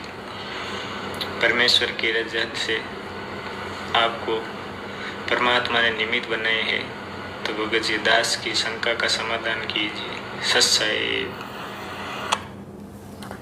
सच्चाई भाई और बहनों, हमारे भगत भाई की शंका है कि 650 साल पहले जब कबीर परमेश्वर जी आए थे, धर्मदास जी को अपनी शरण में लिया था और धर्मदास जी को परमात्मा ने 42 पीढ़ी तक उसका वंश चलेगा, ऐसा परमात्मा ने उनको आशीर्वाद दिया था। तो भगत जी की अब शंका ये है, भगत जी को टेंशन ये हो गई कि अगर परमात्मा ने धर्मदास जी को 42 पीढ़ी का आशीर्वाद दिया था तो वर्तमान में तो धर्मदास जी की 13वीं या 14वीं पीढ़ी चल रही है और जिस हिसाब से आज परमात्मा धरती पे आ चुके हैं संत रामपाल जी के रूप में, और आने वाले कुछ ही वर्षों में पूरी पृथ्वी पे परमेश्वर का साम्राज्य होगा, परमेश्वर का एक ज्ञान होगा, परमेश्वर का एक नाम होगा, एक ही पंथ होगा। तो धर्मदास जी की तो 15वीं पीढ़ी भी ढंग से मेहनताई नहीं कर पाएगी और समाप्त हो जाएगा उनका सारा सिस्टम। परमात्मा का ही राज चलेगा, परमात्मा का ही ज्ञान चलेगा। तो धर्मदास का जो पीढ़ी वालों का जो ज्ञान है, जो मेहनताई है, वो तो बंद हो जाएगी। जबकि परमात्मा ने तो 42 पीढ़ी तक के लिए बोल रखा है, तो फिर आगे की पीढ़ियां मेहनताई करेंगी या नहीं करेंगी, ये परमात्मा का वचन तो फेल नहीं हो रहा है। क्योंकि 42 पीढ़ी के लिए कहा था, जबकि अभी तो 13वीं या 14वीं पीढ़ी चल रही है और कुछ ही दिनों में संत रामपाल जी भगवान पूरे विश्व में छा जाएंगे। ये दामा खेड़ा, रांजड़ी, प्रकाश मुनि, ये उदित मुनि, सबका नामो निशान ज्ञान आधार से मिट जाएगा। तो ये भगत जी को ये समझ में नहीं आ रहा। तो पुण्यात्माओं, वैसे तो सतगुरुदेव जी सत्संगों में बार बार कहते हैं कि पुण्यात्माओं, यदि सत्संग सुनते सुनते मन में कोई खरपतवार पैदा हो जाए, कोई शंका यदि तुम्हारे को घेर ले, तो टेंशन नहीं लेनी चाहिए। निसंशय होकर अपनी भक्ति करते रहो, परमात्मा से प्रार्थना करो, सत्संग सुनते रहो। सत्संग में ही कभी न कभी वो अंतर्यामी परमात्मा तुम्हारी शंका का समाधान जरूर करेगा। लेकिन अब हमारे भगत भाई बहनों को इतना धैर्य नहीं, इतना संतोष भी नहीं है और वो टेंशन भी उनको इतनी ज़्यादा हो जाती है कि आगे वो सत्संग भी ध्यान से नहीं सुन पाते हैं, उस टेंशन के चलते कि कहीं गुरुजी के वचनों में कोई दोष पैदा ना हो जाए। इसके लिए परमात्मा ने ये 7 संगतियाँ रखवाई हैं। हम जैसे 2 कोटि के जीवों को परमात्मा ने ज्ञान आधार से भाई बहनों की शंका समाधान के लिए निमित्त बनाया है। तो वैसे तो ये कॉमन सेंस की बात है, कोई ऐसी बड़ी को शंका नहीं है। देखिए भगत जी, दास आपको गुरुजी का सत्संग भी सुनाएगा, लेकिन उससे पहले दास आपको मौखिक बता देता है। जैसे आज दिन में दास ने आपकी ये शंका सुनी, तो दास को तो साथ के साथ में ही सतगुरुदेव जी ने दया कर दी थी। दास को तो मालिक ने समझा दिया था कि बेटा इसका ये समाधान है, भाई को इस प्रकार से समझा। लेकिन दास ने सोचा कि हो सकता है मेरे शब्दों से आपको पूर्णतया संतुष्टि ना हो, इसके लिए परमात्मा का एक सत्संग भी मुझे मिल गया दिन में, वो भी दास आपको सुना देगा। यदि आपने गुरुदेव के सत्संग सुने हो, धर्मदास को 42 पीढ़ी का आशीर्वाद देने वाला, तो गुरुदेव ने ये नहीं कहा किसी भी सत्संग में, गुरुजी ने किसी भी सत्संग में ये नहीं कहा कि उस कबीर परमेश्वर ने धर्मदास को 42 पीढ़ी तक मेहनताई का आशीर्वाद दिया था या 42 पीढ़ी तक गद्दी संभालने का आदेश दिया था या 42 पीढ़ी तक ये गुरुवाई करने का आदेश दिया था। नहीं, परमात्मा ने 42 पीढ़ी तक उनको गद्दी संभालने का, मेहनताई करने का या गुरुवाई करने का आदेश नहीं दिया, आशीर्वाद नहीं दिया। परमात्मा ने यह कहा था कि धर्मदास मेरे आशीर्वाद से, क्योंकि जब धर्मदास को परमात्मा ने दिखा दिया था कि ये नारायण दास कौन है, सतगुरु रामपाल जी भगवान ने, जो उस समय कबीर जी के रूप में थे, जो उस समय कबीर नाम से थे, उन्होंने धर्मदास जी को अपनी तरफ से दिव्य दृष्टि देके और ये दिखा दिया था कि ये जो नारायण दास है ये तेरा बेटा नहीं है, तेरे बेटे की शक्ल में ये काल का एजेंट है, मृत्यु अंध नाम का काल का दूत है, ये तेरी भक्ति बर्बाद करने के लिए आया है। क्योंकि परमात्मा कहते हैं कि जिस घर में परमात्मा की कोई अच्छी आत्मा होती है, काल उस घर में वो आत्मा भक्ति ना कर ले, अपना भी एक दो एजेंट वहां पे छोड़ देता है। तो जब धर्मदास जी को परमात्मा ने दिखाया कि ये तो काल का दूत है, उसके लंबे लंबे दांत, चौड़ा चौड़ा माथा और काला कलूटा चेहरा, तो धर्मदास की तो आंखें फटी की फटी रह गई। और फिर धर्मदास ने कहा, क्योंकि पुण्यात्मा उस समय ज्ञान तो था ही नहीं, मूल ज्ञान तो परमात्मा ने छुपा के रखना था, तो धर्मदास जी को फिर टेंशन हो गई कि परमात्मा फिर मेरा वंश कैसे चलेगा। गुरुजी ने कहा कि वो बढ़िया था, लालाजी था, कमजोर दिल का था। बोला भगवान अब ये काल का दूत पैदा हो गया तो मेरा वंश कैसे चलेगा। तो परमात्मा ने कहा कि तेरे घर में मैं एक अपनी अच्छी आत्मा भेजूंगा, उससे तेरा वंश जो है वो चलेगा, लेकिन वंश इसका भी चलेगा, लेकिन वो केवल 42 पीढ़ी तक रहेगा। मतलब सॉरी दास थोड़ा सा उल्टा बोल गया, दास माफी चाहता है। परमात्मा ने कहा था कि ऐसे काल के एजेंटों का वंश नहीं चलता है, ऐसे काल के दूतों का वंश धर्मदास नहीं चलता है। तो धर्मदास को टेंशन हो गई कि परमात्मा फिर मेरा वंश कैसे चलेगा। तो परमात्मा ने कहा कि मैं मेरी अच्छी आत्मा मैं तेरे घर में भेजूंगा। उस समय धर्मदास जी लगभग 80 साल की उम्र के हो रहे थे, तो टेंशन हो गई। तो बोला धर्मदास कोई टेंशन नहीं है, मेरे आशीर्वाद से तेरे घर में एक आत्मा आएगी। परमात्मा ने उसी समय उनको दिखा भी दिया था उनके आंगन में कि 9 महीने बाद में ये आत्मा तुम्हारे जो है वो घर में आएगी, और ये मुक्तामणि होगा, ये चूड़ामणि होगा। मुक्तामणि को हो चाहे चूड़ामणि को हो, थे खुद वो कबीर परमात्मा ही, लेकिन लीला करते हैं परमेश्वर। क्योंकि ये सत भक्ति मंत्र देने का अधिकारी पृथ्वी पर और कोई नहीं होता है उस कबीर परमेश्वर के अलावा। इसलिए मुक्तामणि कहो या चूड़ामणि कहो, उस रूप में स्वयं कबीर परमात्मा ही आए थे। तो कहा धर्मदास मेरी उस आत्मा के माध्यम से तेरी 42 पीढ़ी चलेंगी, यानी मैं तुझे 42 पीढ़ी तक के वंश का आशीर्वाद देता हूं। परमात्मा ने कहा था कि 42 पीढ़ी तक तेरा वंश चलेगा। ध्यान से सुनना भगत जी, परमात्मा ने यह कहा था कि 42 पीढ़ी तक धर्मदास मेरे आशीर्वाद से तेरा वंश चलेगा, वंश चलेगा। यह नहीं कहा कि 42 पीढ़ी तक तेरे वंश वाले गुरुवाई करेंगे, महंताई करेंगे, आश्रम खोल खोल के दुनिया को मूर्ख बनाएंगे। नहीं, गुरुवाई का आदेश नहीं दिया, महंताई का आदेश नहीं दिया परमात्मा ने 42 पीढ़ी का। परमात्मा ने यह कहा था कि 42 पीढ़ी तक तेरा वंश चलेगा, उसके बाद तेरा वंश समाप्त हो जाएगा धर्मदास। जैसे रावण का कुल वंश समाप्त हो गया था ना, ऐसे तो वंश तो धर्मदास का चलेगा 42 पीढ़ी तक। तो 42 पीढ़ी तक यानी जब तक इस पृथ्वी पे परमात्मा का ज्ञान रहेगा। मालिक ने क्या कहा कि हजारों साल ये परमात्मा का ज्ञान चलेगा। तो हजारों साल तक जब तक इस परमेश्वर का ज्ञान चलेगा इस कलयुग में, तब तक धर्मदास जी के जो वंशज है वो रहेंगे। उनको परमात्मा मौका देगा कि वो समझ के और इस सत भक्ति मार्ग में आ जाएं और अपना आत्म कल्याण करवा लें। क्योंकि मालिक ने आशीर्वाद दिया हुआ है कि तेरी 42 पीढ़ी पार करूंगा।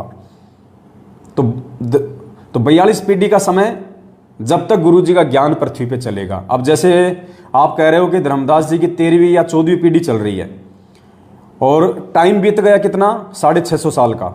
650 साल से धर्मदास जी की 13वीं या 14वीं पीढ़ी चलती आ रही है। तो 650 साल तक 13वीं या 14वीं पीढ़ी और 42 वंश का दिया आशीर्वाद, तो 15 पीढ़ी मान लेते हम। 650 साल तक चली धर्मदास की 15 पीढ़ी, अब आगे और 15 पीढ़ी, फिर 15, फिर 15, तो हजारों साल तक जो परमात्मा का ज्ञान चलेगा तब तक धर्मदास जी का वंश चलेगा। यानी परमात्मा धर्मदास के वंशजों को अपने उस आशीर्वाद के अनुसार जो धर्मदास जी से जो वायदा किया था परमात्मा ने कि तेरी 42 पीढ़ी को पार करूंगा, अगर वो पीढ़ी वाले धर्मदास जी के वंशज अगर सतगुरु रामपाल जी भगवान के द्वारा दी गई भक्ति को स्वीकार कर लेंगे तो उनका उद्धार हो जाएगा। परमात्मा की नाम की जो कलम है उनके वो चढ़ जाएगी। तो परमात्मा ने धर्मदास जी को केवल 42 पीढ़ी तक उसके वंश के चलने का आशीर्वाद दिया था। ये नहीं कहा था कि 42 पीढ़ी तक तेरे वंश वाले महंता ही करेंगे, ये गुरुवाई करेंगे। गुरुवाई तो केवल बस ये लास्ट हो गई, समझ लो। ये जो उदित नारायण है या ये उदित मुनि है, कौन है, बस इसके बाद तो अब संत रामपाल जी भगवान ही आएंगे। अब तो इन्हीं का चलेगा सारा सब कुछ जो भी चलेगा। तो अब आप सतगुरुदेव जी के मुख कमल से भी 10 मिनट का सत्संग है, ध्यान से सभी भाई बहन सुनिए और इन चीज़ों को पुण्यात्माओं समझने का प्रयास करें। क्योंकि परमात्मा कहते हैं कि करम भरम भारी लगे संसा सूल बबूल, डाली पानो डोलते परसत ना ही मूल। अगर मन में कोई शंका रहेगी जरा सी भी तो हम भक्ति नहीं कर पाएंगे। इसलिए शंका का सत्यानाश होना अति आवश्यक है। तो अभी दास आपको गुरुजी का सत्संग सुनाएगा और वो सत्संग आपको अच्छे से वो क्लियर कर देगा, आपके समझ में आ जाएगा कि परमात्मा ने धर्मदास जी को 42 पीढ़ी का आशीर्वाद केवल उसके वंश चलने का दिया था या 42 पीढ़ी तक उसके वंश को मेहनताई करने का आदेश दिया था। क्योंकि काल तो छठी पीढ़ी में घुस गया था। धर्मदास जी की मेहनताई तो छठी पीढ़ी में समाप्त हो गई थी, क्योंकि छठवीं पीढ़ी तक ही ये 5 मंत्र थे।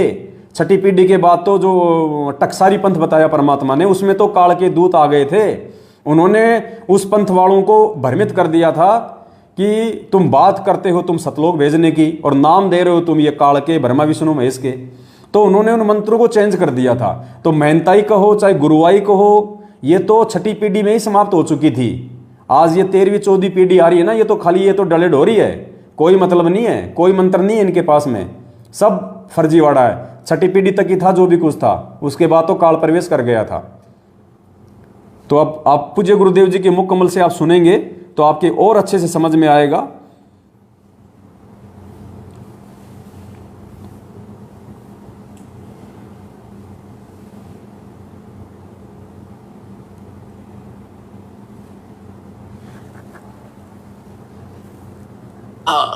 ये भाई अभी ये मूल मंत्र और मूल ज्ञान, ये सार नाम अपने परिवार को भी मत बताना। अब धर्मदास जी को चिंता बनी। धर्मदास जी ने कहा, चिंता बनी कि हे भगवान, मेरे को आपने 42 वंश का आशीर्वाद दे दिया। क्योंकि धर्मदास जी एक अच्छी आत्मा थे, लेकिन संसार के व्यवहार में वो घनाग्रस्त था।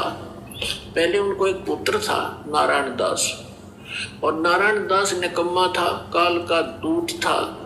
उसने परमात्मा के ज्ञान को ग्रहण नहीं किया, एक भी वचन सुना नहीं, उठकर चला जाता था। तो धर्मदास जी को ये चिंता बनी, परमात्मा ने बताया। धर्मदास जी ने कहा कि भगवान आप तो समर्थ हैं, मेरे पुत्र को शरण में ले लो, इकलौता पुत्र है, काल के हाथों चढ़ जाएगा, इसका जीवन नाश हो जाएगा। तो परमात्मा ने कहा, बे धर्मदास ये खुद ही काल का दूत है, तेरे घर पर भेज दिया। क्योंकि काल को पता था आप एक अच्छी आत्मा हो, और अच्छी आत्मा के घर पर एकादा ऐसा व्यक्ति कोई कारण बनाकर काल भेज ही देता है। तो परमात्मा ने लास्ट में अपनी दिव्य दृष्टि देकर धर्मदास जी को उसके पुत्र नारायण दास की वास्तविकता दिखा दी। विकराल चेहरा, लंबे लंबे दांत, ओछा माथा। तो परमात्मा ने कहा कि ये दूत आया हुआ है, काल का स्पेशल भेजा हुआ है तेरे को, तेरी भक्ति नाश करने के लिए। इस बात से धर्मदास चिंतित हो गया कि हे भगवान, ये तो सचमुच, ये तो लड़के के कवर में मेरा दुश्मन बैठा है। फिर उसको चिंता हुई कि हे भगवान, 82 साल की उम्र होगी और अब क्या होगा। अरे ये तो काल का वंश चल गया मेरे से और पाप का भागी हो गया मैं। तो परमात्मा ने कहा कि ऐसे व्यक्ति का वंश नहीं चला करता। तो परमात्मा बोले, जी इसका नहीं चलेगा तो मेरा भी वंश नाश हो गया। हे भगवान अब क्या होगा, मेरा क्या होगा, मेरा वंश कैसे चलेगा। तो परमेश्वर ने कहा कि तू चिंता ना करे, तेरे को 42 पीढ़ी दे दी मैंने, तेरा 42 पीढ़ी तक वंश चलेगा। वंश चलेगा। तब धर्मदास जी कहने लगे इस काल का वंश चलेगा भगवान, इससे अच्छा तो ना चले। यो एक लोग परमात्मा बोले नहीं, मैं और तेरे को एक पुत्र दूंगा, उससे तेरे 42 पीढ़ी वंश चलेगा। ये अब इन्होंने गलत व्याख्या कर रखी है कबीर पंथी, जो दामा खेड़ा वालों ने एक भ्रमणा फैला रखी है कि जो दामा खेड़ा की गद्दी से नाम लेगा उसका ही मोक्ष होगा। कबीर साहब ने 42 पीढ़ी को आशीर्वाद दे रखा, 42 पीढ़ी को नाम देने का आशीर्वाद नहीं दे रखा। धर्मदास की चिंता मिटाने के लिए ये कहा था कि तेरे को 42 पीढ़ी का वंश दे दिया, तेरा वंश चलेगा और मोक्ष उसका होगा जो सत भक्ति करेगा, पूरे संत जो मेरे अधिकारी संत से लेगा। तो फिर उसको 10 महीने के बाद एक चूड़ामणि उर्फ मुक्तामणि नाम का एक पुत्र उसकी पत्नी से जन्म हुआ परमात्मा के आशीर्वाद से। उनसे फिर उनकी ये 42 वंश चले। फिर धर्मदास जी को चिंता हुई, परमात्मा ने कहा कि अपने वंशजों को भी ये मूल ज्ञान नहीं बताना, मूल मंत्र नहीं बताना, सार नाम नहीं देना। अब धर्मदास जी ने फिर कलेजा पकड़ लिया और बैठ गया चिंता करके। परमात्मा बोले क्या बात होगी भक्त?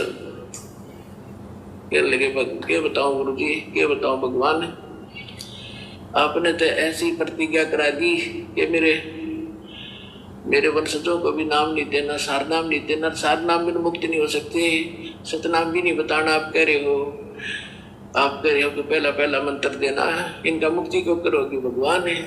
तब परमात्मा, लाला जी था वो सेठ धर्मदास जी, बनिए के घर जन्म था उसका, वैश्य था।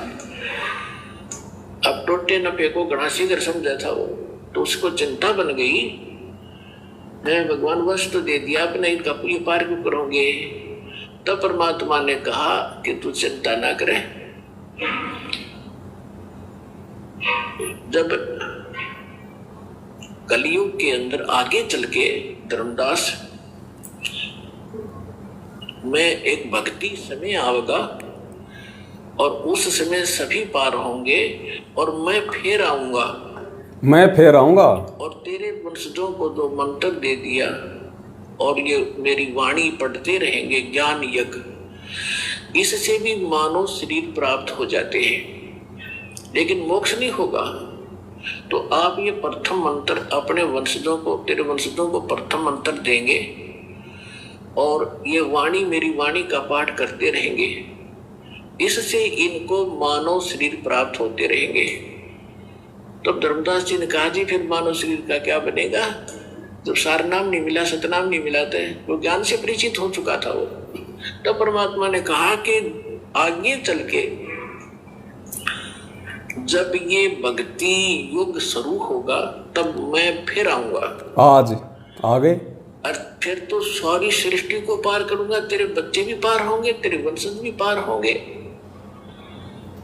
अब क्या बता रहे परमात्मा कि धर्मदास एक बार मेरा और इस काल का यहाँ की अपने आत्माओं थोड़ा ध्यान से सुनना आगे का वीडियो। भाई की शंका का तो समाधान हो ही गया है।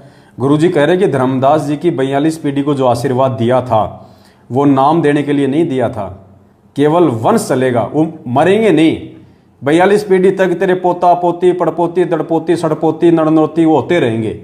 42 पीढ़ी तक तेरा वंश चलेगा, उसके बाद तेरा वंश समाप्त हो जाएगा। तो 42 पीढ़ी तक उसके वंश के चलने का आशीर्वाद दिया था। ये नहीं कहा था कि 42 पीढ़ी तक लोग नाम देंगे, नाम वाले तो सब फैले हैं इनके। तो अब परमात्मा आगे क्या कह रहे हैं कि आगे चल के मैं खुद ही आऊँगा। देखो संकेत कर दिया ना गुरु जी ने। कई बार तो क्या कहते हैं गुरु जी कि इस दास को भेज दिया, वहाँ अपने आप को छुपाते हैं गुरु जी। और अब क्या कह रहे धर्मदास को कि मैं खुद ही आऊँगा, मैं खुद ही जाऊँगा। और अब जो प्रकरण आगे आप सुनोगे कान खोल के सुनना। गुरु जी कह रहे कि काल के सामने थोड़ा सा भेद रखना था। काल के सामने नहीं बताई जाती ये बातें कि मैं स्वयं जाऊँगा, इसलिए कहा था कि मेरा दास जाएगा, जबकि आना परमात्मा ने खुद ही है और खुद ही आ चुके हैं। आज किस ब्रह्मांड के मालिक ब्रह्म का एक संवाद हुआ था। इसने मुझसे प्रतिज्ञा करा ली थी कि 3 युगों में जीव थोड़े ले जाना और चौथे युग में आप इतने ही जीव मुक्त करा लेना। तो मैंने इसको तथा वस्तु कर दी थी, ठीक है, जो तू कह रहा है वो मुझे स्वीकार है। तो फिर क्या बताया परमात्मा ने कहा कि फिर मैंने उससे कहा था कि जब चौथा युग, जब कलयुग आई, तब हम अपना अंश पठाई। जब चौथा युग कलयुग शुरू हो, कलयुग आवेगा, उस कलयुग की जो बिजली पीढ़ी होगी, बिजली पीढ़ी का समय बताया है परमात्मा ने कि कब ये भक्ति स्टार्ट होगी, बिजली पीढ़ी कहाँ से स्टार्ट होगी, जब कलयुग बीते 5500 पाचा, तब ये वचन मेरा होगा साचा। तो कलयुग जो है 1900, जो 5505 कलयुग कब बीता है, सन 1997 से। और 1997 में इस दास को परमेश्वर कबीर जी प्राप्त मिले थे। उन्होंने कहा था कि अब ये सारनाम और सतनाम बेटा सार्वजनिक कर देना, मैं तेरे साथ रहूंगा। छुपा रहे हैं अपने आप को, हमारे साथ होगा, सबका कल्याण करेंगे।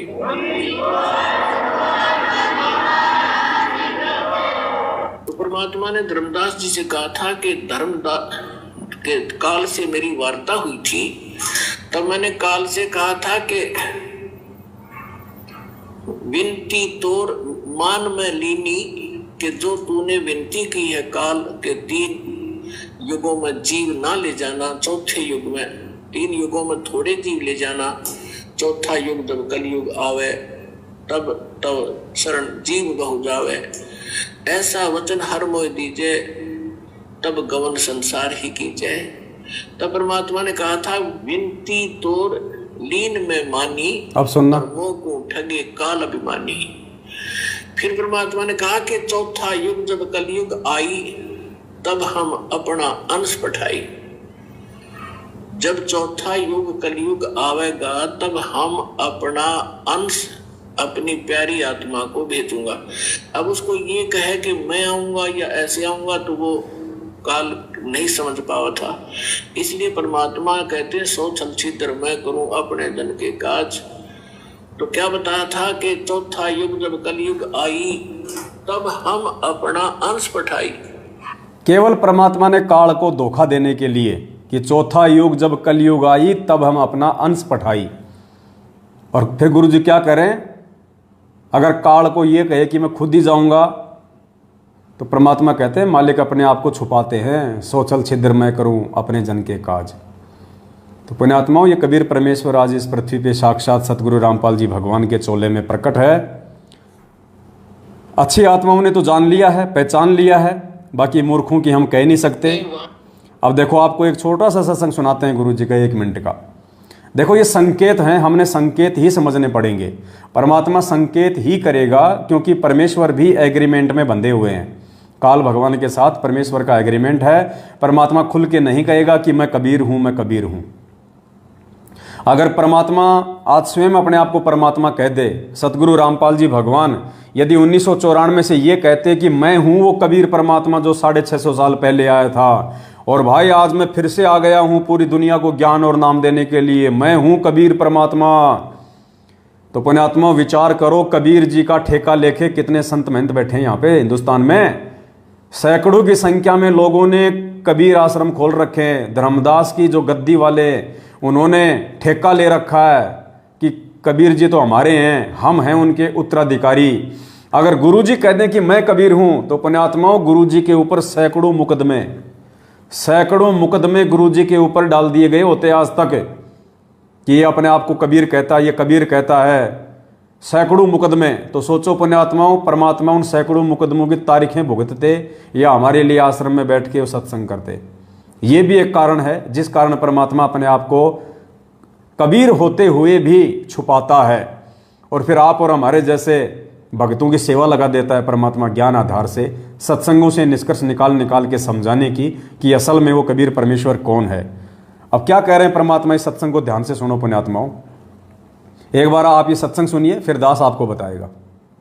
क्योंकि वहां देखो विकार सभी में है। 21 ब्रह्मांड में कोई भी प्राणी विकार रहित नहीं है, चाहे को कितनी बात बनावे। क्या कह रहे हैं गुरुजी? अगर आपने गौर से सुना हो तो गुरुजी क्या कह रहे हैं? 21 ब्रह्मांड में कोई भी ऐसा प्राणी नहीं है जो विकार रहित हो, यानी विकार सबके अंदर हैं। अगर हम गुरुजी को एक प्राणी मान के चलें, कबीर जी का भेजा हुआ दास मान के चलें, हम गुरुजी को मानुष मान के चलें, जैसा कि सतलोक आश्रम मैनेजमेंट हरियाणा मानता है, गुरुदेव का कलयुगी परिवार उनको मानुष मानता है, आम व्यक्ति मानता है, आम संत मानता है, उनको मां के गर्भ से जन्म लेके आया हुआ मानता है मैनेजमेंट, गुरुजी का परिवार। तो सत्संग में क्या कह रहे हैं गुरुजी कि पुण्यात्माओं, 21 ब्रह्मांड में कोई भी प्राणी, ये प्राणी शब्द ध्यान रखना, गुरुदेव कह रहे हैं कि 21 ब्रह्मांड में कोई भी प्राणी विकार रहित नहीं है, यानी सबके अंदर विकार है, जितने भी प्राणी 21 ब्रह्मांड में है। अगर गुरुजी भी यदि एक प्राणी हैं तो गुरुजी भी विकार युक्त हुए, अगर गुरुजी भी यदि एक प्राणी हैं तो गुरुजी भी विकार युक्त हुए, क्योंकि स्वयं कह रहे हैं कि 21 ब्रह्मांड में कोई भी प्राणी विकार रहित नहीं है, अर्थात सबके अंदर विकार हैं। अगर गुरुजी को भी यदि हम एक प्राणी मान के चलें, मानुष मान के चलें, मां के गर्भ से जन्म लिया हुआ एक यदि प्राणी मान के चलें मैनेजमेंट की तरह, तो गुरुजी भी विकार युक्त हुए। अब बताइए, जो खुद विकार युक्त है वो दूसरे का कहां से मोक्ष करवा देगा? बता दीजिए। इसलिए ये परमेश्वर अपने आप को छुपाता है, अपने आप को हमारी श्रेणी में रख के कहता है, अपने आप को काल भगवान से छुपाते हुए और अपने आप को आप और हमारी श्रेणी में शामिल करते हुए, जीव संज्ञा में शामिल करते हुए, ताकि हम परमेश्वर की पहचान ज्ञान से करें, उनके उन शब्दों से पहचान ना करें जो गुरुजी कहते हैं कि हम तो 2 कोटि के जीव हैं, हम सब 650 साल पहले फैल हो गए थे, हम सारे के सारे परमात्मा के दोषी हैं। परमात्मा हमें समझाने के लिए हमारे जैसे बन के परमात्मा सत्संग करते हैं और हम उनको अपने जैसा ही समझ लेते हैं, मूर्खता के चलते। तो इस सत्संग के अनुसार जिसमें परमेश्वर कह रहे हैं, जिसको आप ध्यान से सुनिए एक बार दोबारा, क्योंकि वहां देखो विकार सभी में है। 21 ब्रह्मांड में कोई भी प्राणी विकार रहित नहीं है, चाहे को कितनी बात बढ़ावे। गुरुजी भी अगर एक प्राणी हैं तो गुरुजी भी विकार युक्त हो गए। अब बताओ, जो स्वयं विकार युक्त है वो हमारे विकारों को कहां से छुड़वा देगा? वो हमें सतलोक कहां से पहुंचा देगा? हमें पार कहां से करवा देगा? इसलिए पुण्यात्माओं, ये परमात्मा है, ये सारी सृष्टि का रचनहार है, ये बंदी छोड़ कबीर परमेश्वर हैं, ये जगत गुरु हैं, जगत के दाता हैं, ये जगदीश हैं, तीनों लोकों में प्रवेश करके सबका भरण पोषण करने वाले ये पूर्ण परमात्मा है, कबीर देव हैं। और इस बात को केवल वही आत्मा जान पाएंगी, पहचान पाएंगी जो इस परमेश्वर के वर्तमान में असली मोक्ष के अधिकारी होंगे। बाकी नहीं जान पाएंगे। परमात्मा भीड़ के लिए नहीं आता, परमात्मा यहाँ पे कबाड़ को इकट्ठा करने नहीं आता। परमात्मा कहते हैं, गोता मारूं स्वर्ग में, जा बैठूं पाताल, गरीबदास ढूंढता फिर वो अपने हीरे मोती लाल। तो पुण्यात्माओं, ये जो समय है वर्तमान में जो परमात्मा ने आप और हमें दिया है, बहुत अनमोल समय है। इस समय का कोई वार एंड पार नहीं है। और जो व्यक्ति इस समय को चूक गया, इस समय को चूकने का मतलब अपने गुरुजी को मानुष मान के, जो अपने गुरुजी को अपने जैसा मानुष मान के, जो गरीबदास जी भी कहते हैं कि गुरु को मानुष जो गिने और चरणामृत को पान, ते नर नरक में जाएंगे, जन्म जन्म बने समान। कुत्ते बनेंगे वो कुत्ते बनेंगे जो अपने गुरुजी को मानुष मानते हैं अपने जैसा, और उनके चरणों का चरणामृत भी पीते हैं।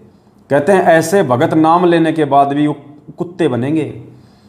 गुरु को मानुष जो गिने और करे चरणा अमृत को पान, ते नर नरक में जाएंगे, युग युग बने समान।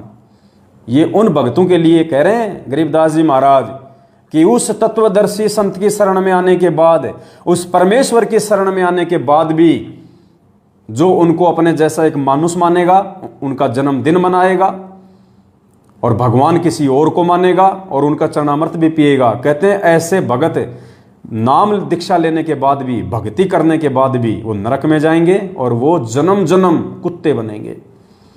तो पुण्यात्माओं, ये 90% जो संगत है वर्तमान में, देखो आगे अगर वो सुधर जाए तो बहुत अच्छी बात है, भविष्य का मुझे नहीं पता, लेकिन वर्तमान जो स्थिति है, सतलोक आश्रम मैनेजमेंट हरियाणा के पीछे जितने भी लोग लगे हुए हैं वो सब के सब लोग गुरुजी को मानुस मानते हैं।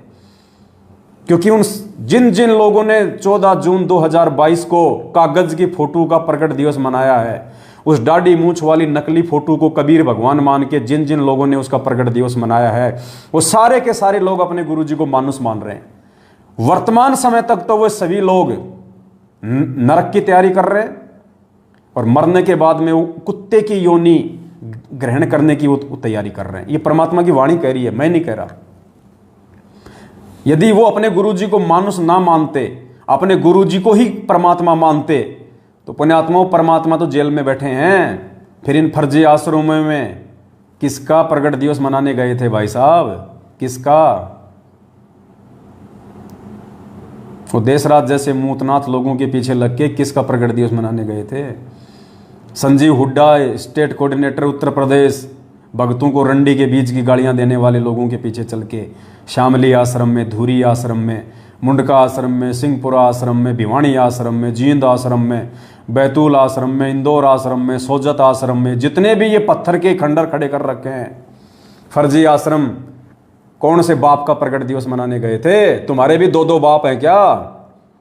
अरे भक्तों, 2-2 बाप बना लिए तुमने हैं? 8 सितंबर को तो सतगुरु रामपाल जी को बाप बना लेते हो, जून के महीने में उस कागज की फोटो को अपना बाप बना लेते हो। बताओ ये व्यभिचारणी भक्ति क्यों कर रहे हो भाई?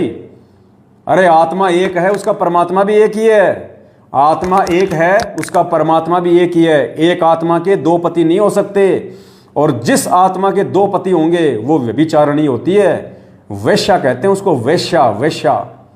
तो अभी तक तो आप जितने भी लोग हो जिन्होंने 14 जून को कागज की फोटो का प्रकट दिवस भले आश्रमों में मनाया हो या अपने अपने घरों पे मनाया हो, फिलहाल आप सभी लोग व्यभिचारणी भक्ति कर रहे हैं गीता जी के अनुसार। आप एक परमात्मा को अभी जान भी नहीं पाए, पहचान भी नहीं पाए कि एक परमात्मा कौन है। और परमात्मा कहते हैं जब तक आप एक परमेश्वर की पहचान नहीं कर लोगे कि गुरु गोविंद 2 नहीं भाई, जो 2 समझेगा वो 2 जग में जाएगा, वो तो नरक में जाएगा। तो पुण्यात्मा, उस एक परमपिता परमेश्वर की पहचान, उस असली कबीर परमेश्वर की पहचान, उस जिंदा कबीर परमेश्वर की पहचान सत सेवकों ने की है, साध संगति से जुड़े हुए भाई बहनों ने की है कि वो असली जिंदा कबीर वर्तमान में धरती पे सतगुरु रामपाल जी भगवान है। हम और किसी कागज की फोटो का प्रकट दिवस नहीं मनाएंगे हमारे भगवान के रहते सहते धरती पे।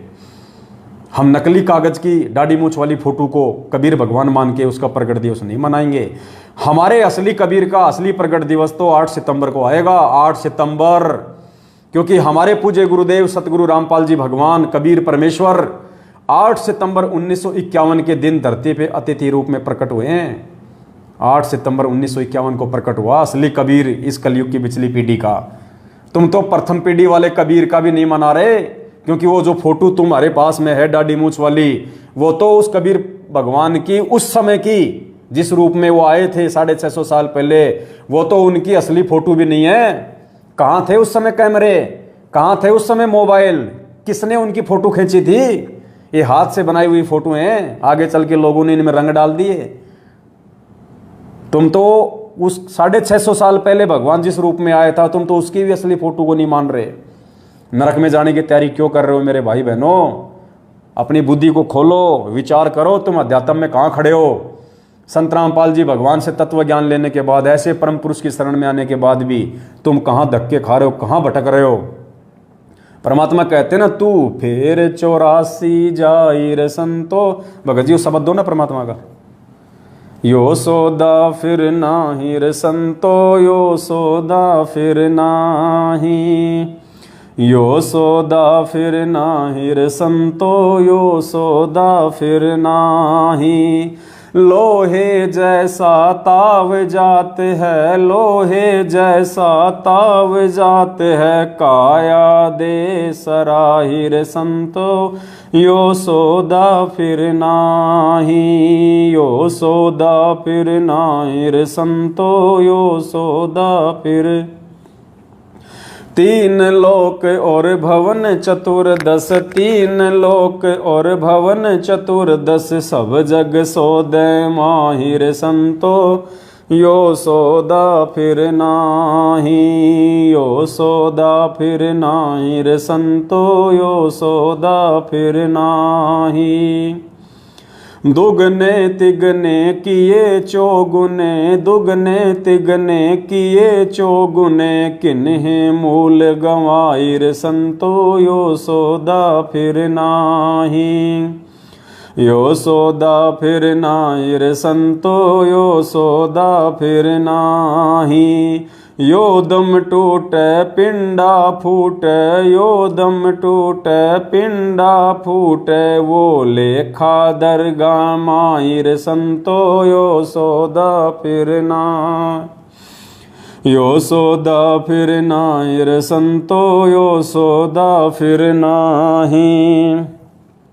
उस दरगाह में मार पड़ेगी, उस दरगाह में मार पड़ेगी, जम पकड़ेंगे बाहिर संतो, यो सौदा फिर नाही। यो सौदा फिर नाही रे संतो, यो सौदा फिर नाही। जा दिन की मोहे डर नी लागे, जा दिन की मोहे डर नी लागे, लज्जा रे अकनाई रे संतो, यो सौदा फिर नाही। यो सौदा फिर नाही रे संतो, यो सौदा फिर नाही।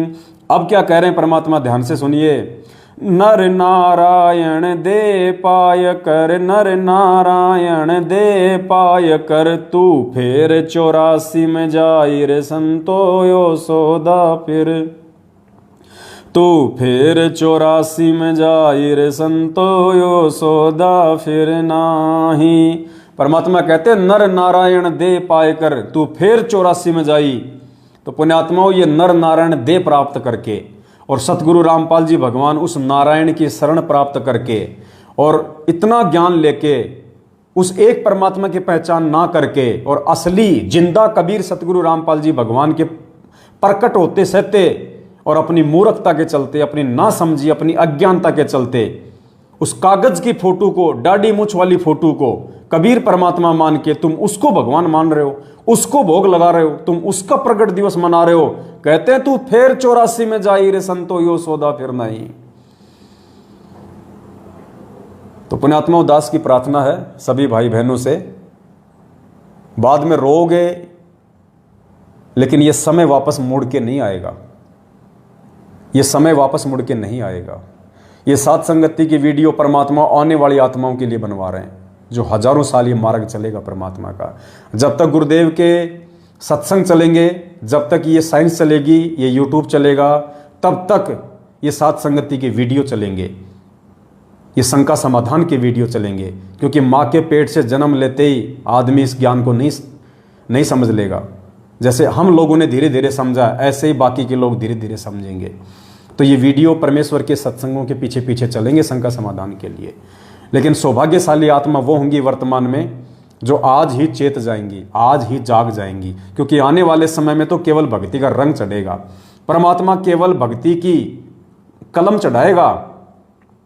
पार होने का जो मौका है, मोक्ष प्राप्त करने का जो मौका है, सतलोक में जाने का जो मौका है, सदा सदा के लिए 184 से पीछा छुड़ाने का जो मौका है, वो केवल तब तक है जब तक सतगुरु रामपाल जी भगवान के चरण कमल संत रूप में, गुरु रूप में इस पृथ्वी पे हैं। और उनके रहते सहते जिन जिन आत्माओं ने सतगुरु रामपाल जी भगवान से नाम दीक्षा ले ली और आजीवन मर्यादा में रह के भक्ति करेंगे, केवल पुण्यात्माओं, उन्हीं आत्माओं का मोक्ष संभव है, अन्यथा मोक्ष नहीं है। गुरुदेव के जाने के बाद केवल भक्ति का रंग चढ़ेगा, केवल भक्ति की कलम चढ़ेगी, नई आत्माओं में भक्ति का बीज डलेगा, पार नहीं होंगे। अरे जब आज गुरु जी के रहते सहते हम पार नहीं हो पाएंगे तो गुरु जी के जाने के बाद कहां से पार हो जाएंगे।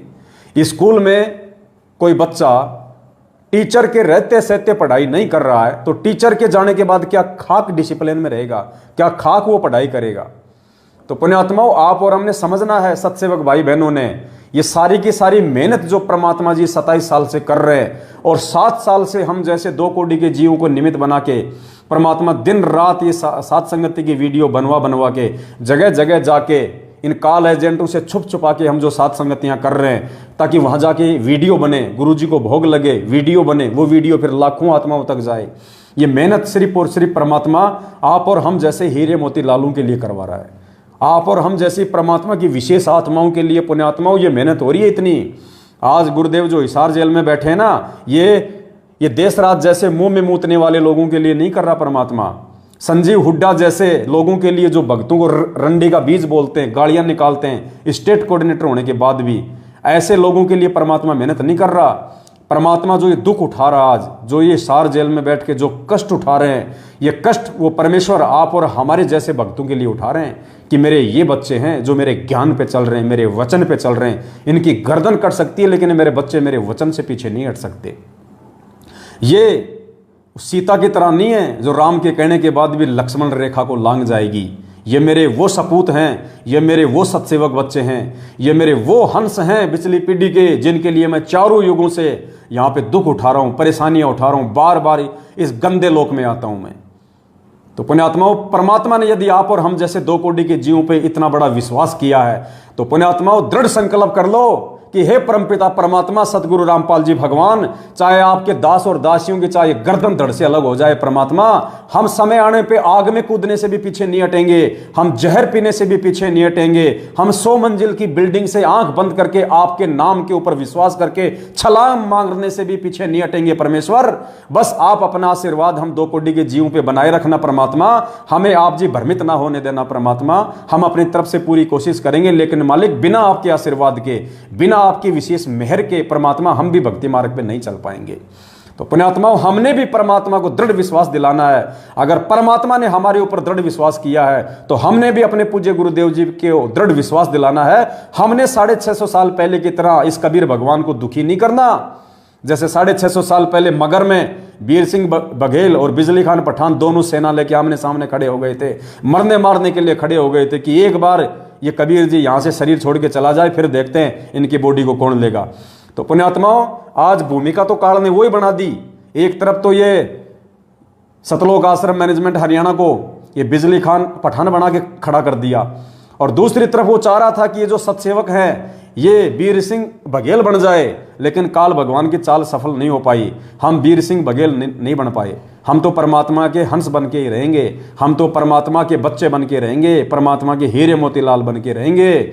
हम वो गलती नहीं करेंगे जो गलती 650 साल पहले वीर सिंह बघेल कर गया गुरु को मानुस मान के, जो गलती बिजली खान पठान कर गया गुरु को मानुस मान के, जो गलती 64 लाख शिष्य कर गए, नानक जैसे कर गए, मीरा जैसी कर गए, धन्ना जैसे कर गए, अर्जुन सरजुन जैसे कर गए, वो गलती अब हम नहीं करेंगे, क्योंकि पिछली पीढ़ी है। और भगवान ने यदि हमारे ऊपर विश्वास करके अनमोल इतना ज्ञान दिया, ठोक के, चारों वेद 6 शास्त्र 18 पुराण, गीता जी, महाभारत, कुरान पुराण सब कुछ परमात्मा ने पढ़ा दिया है।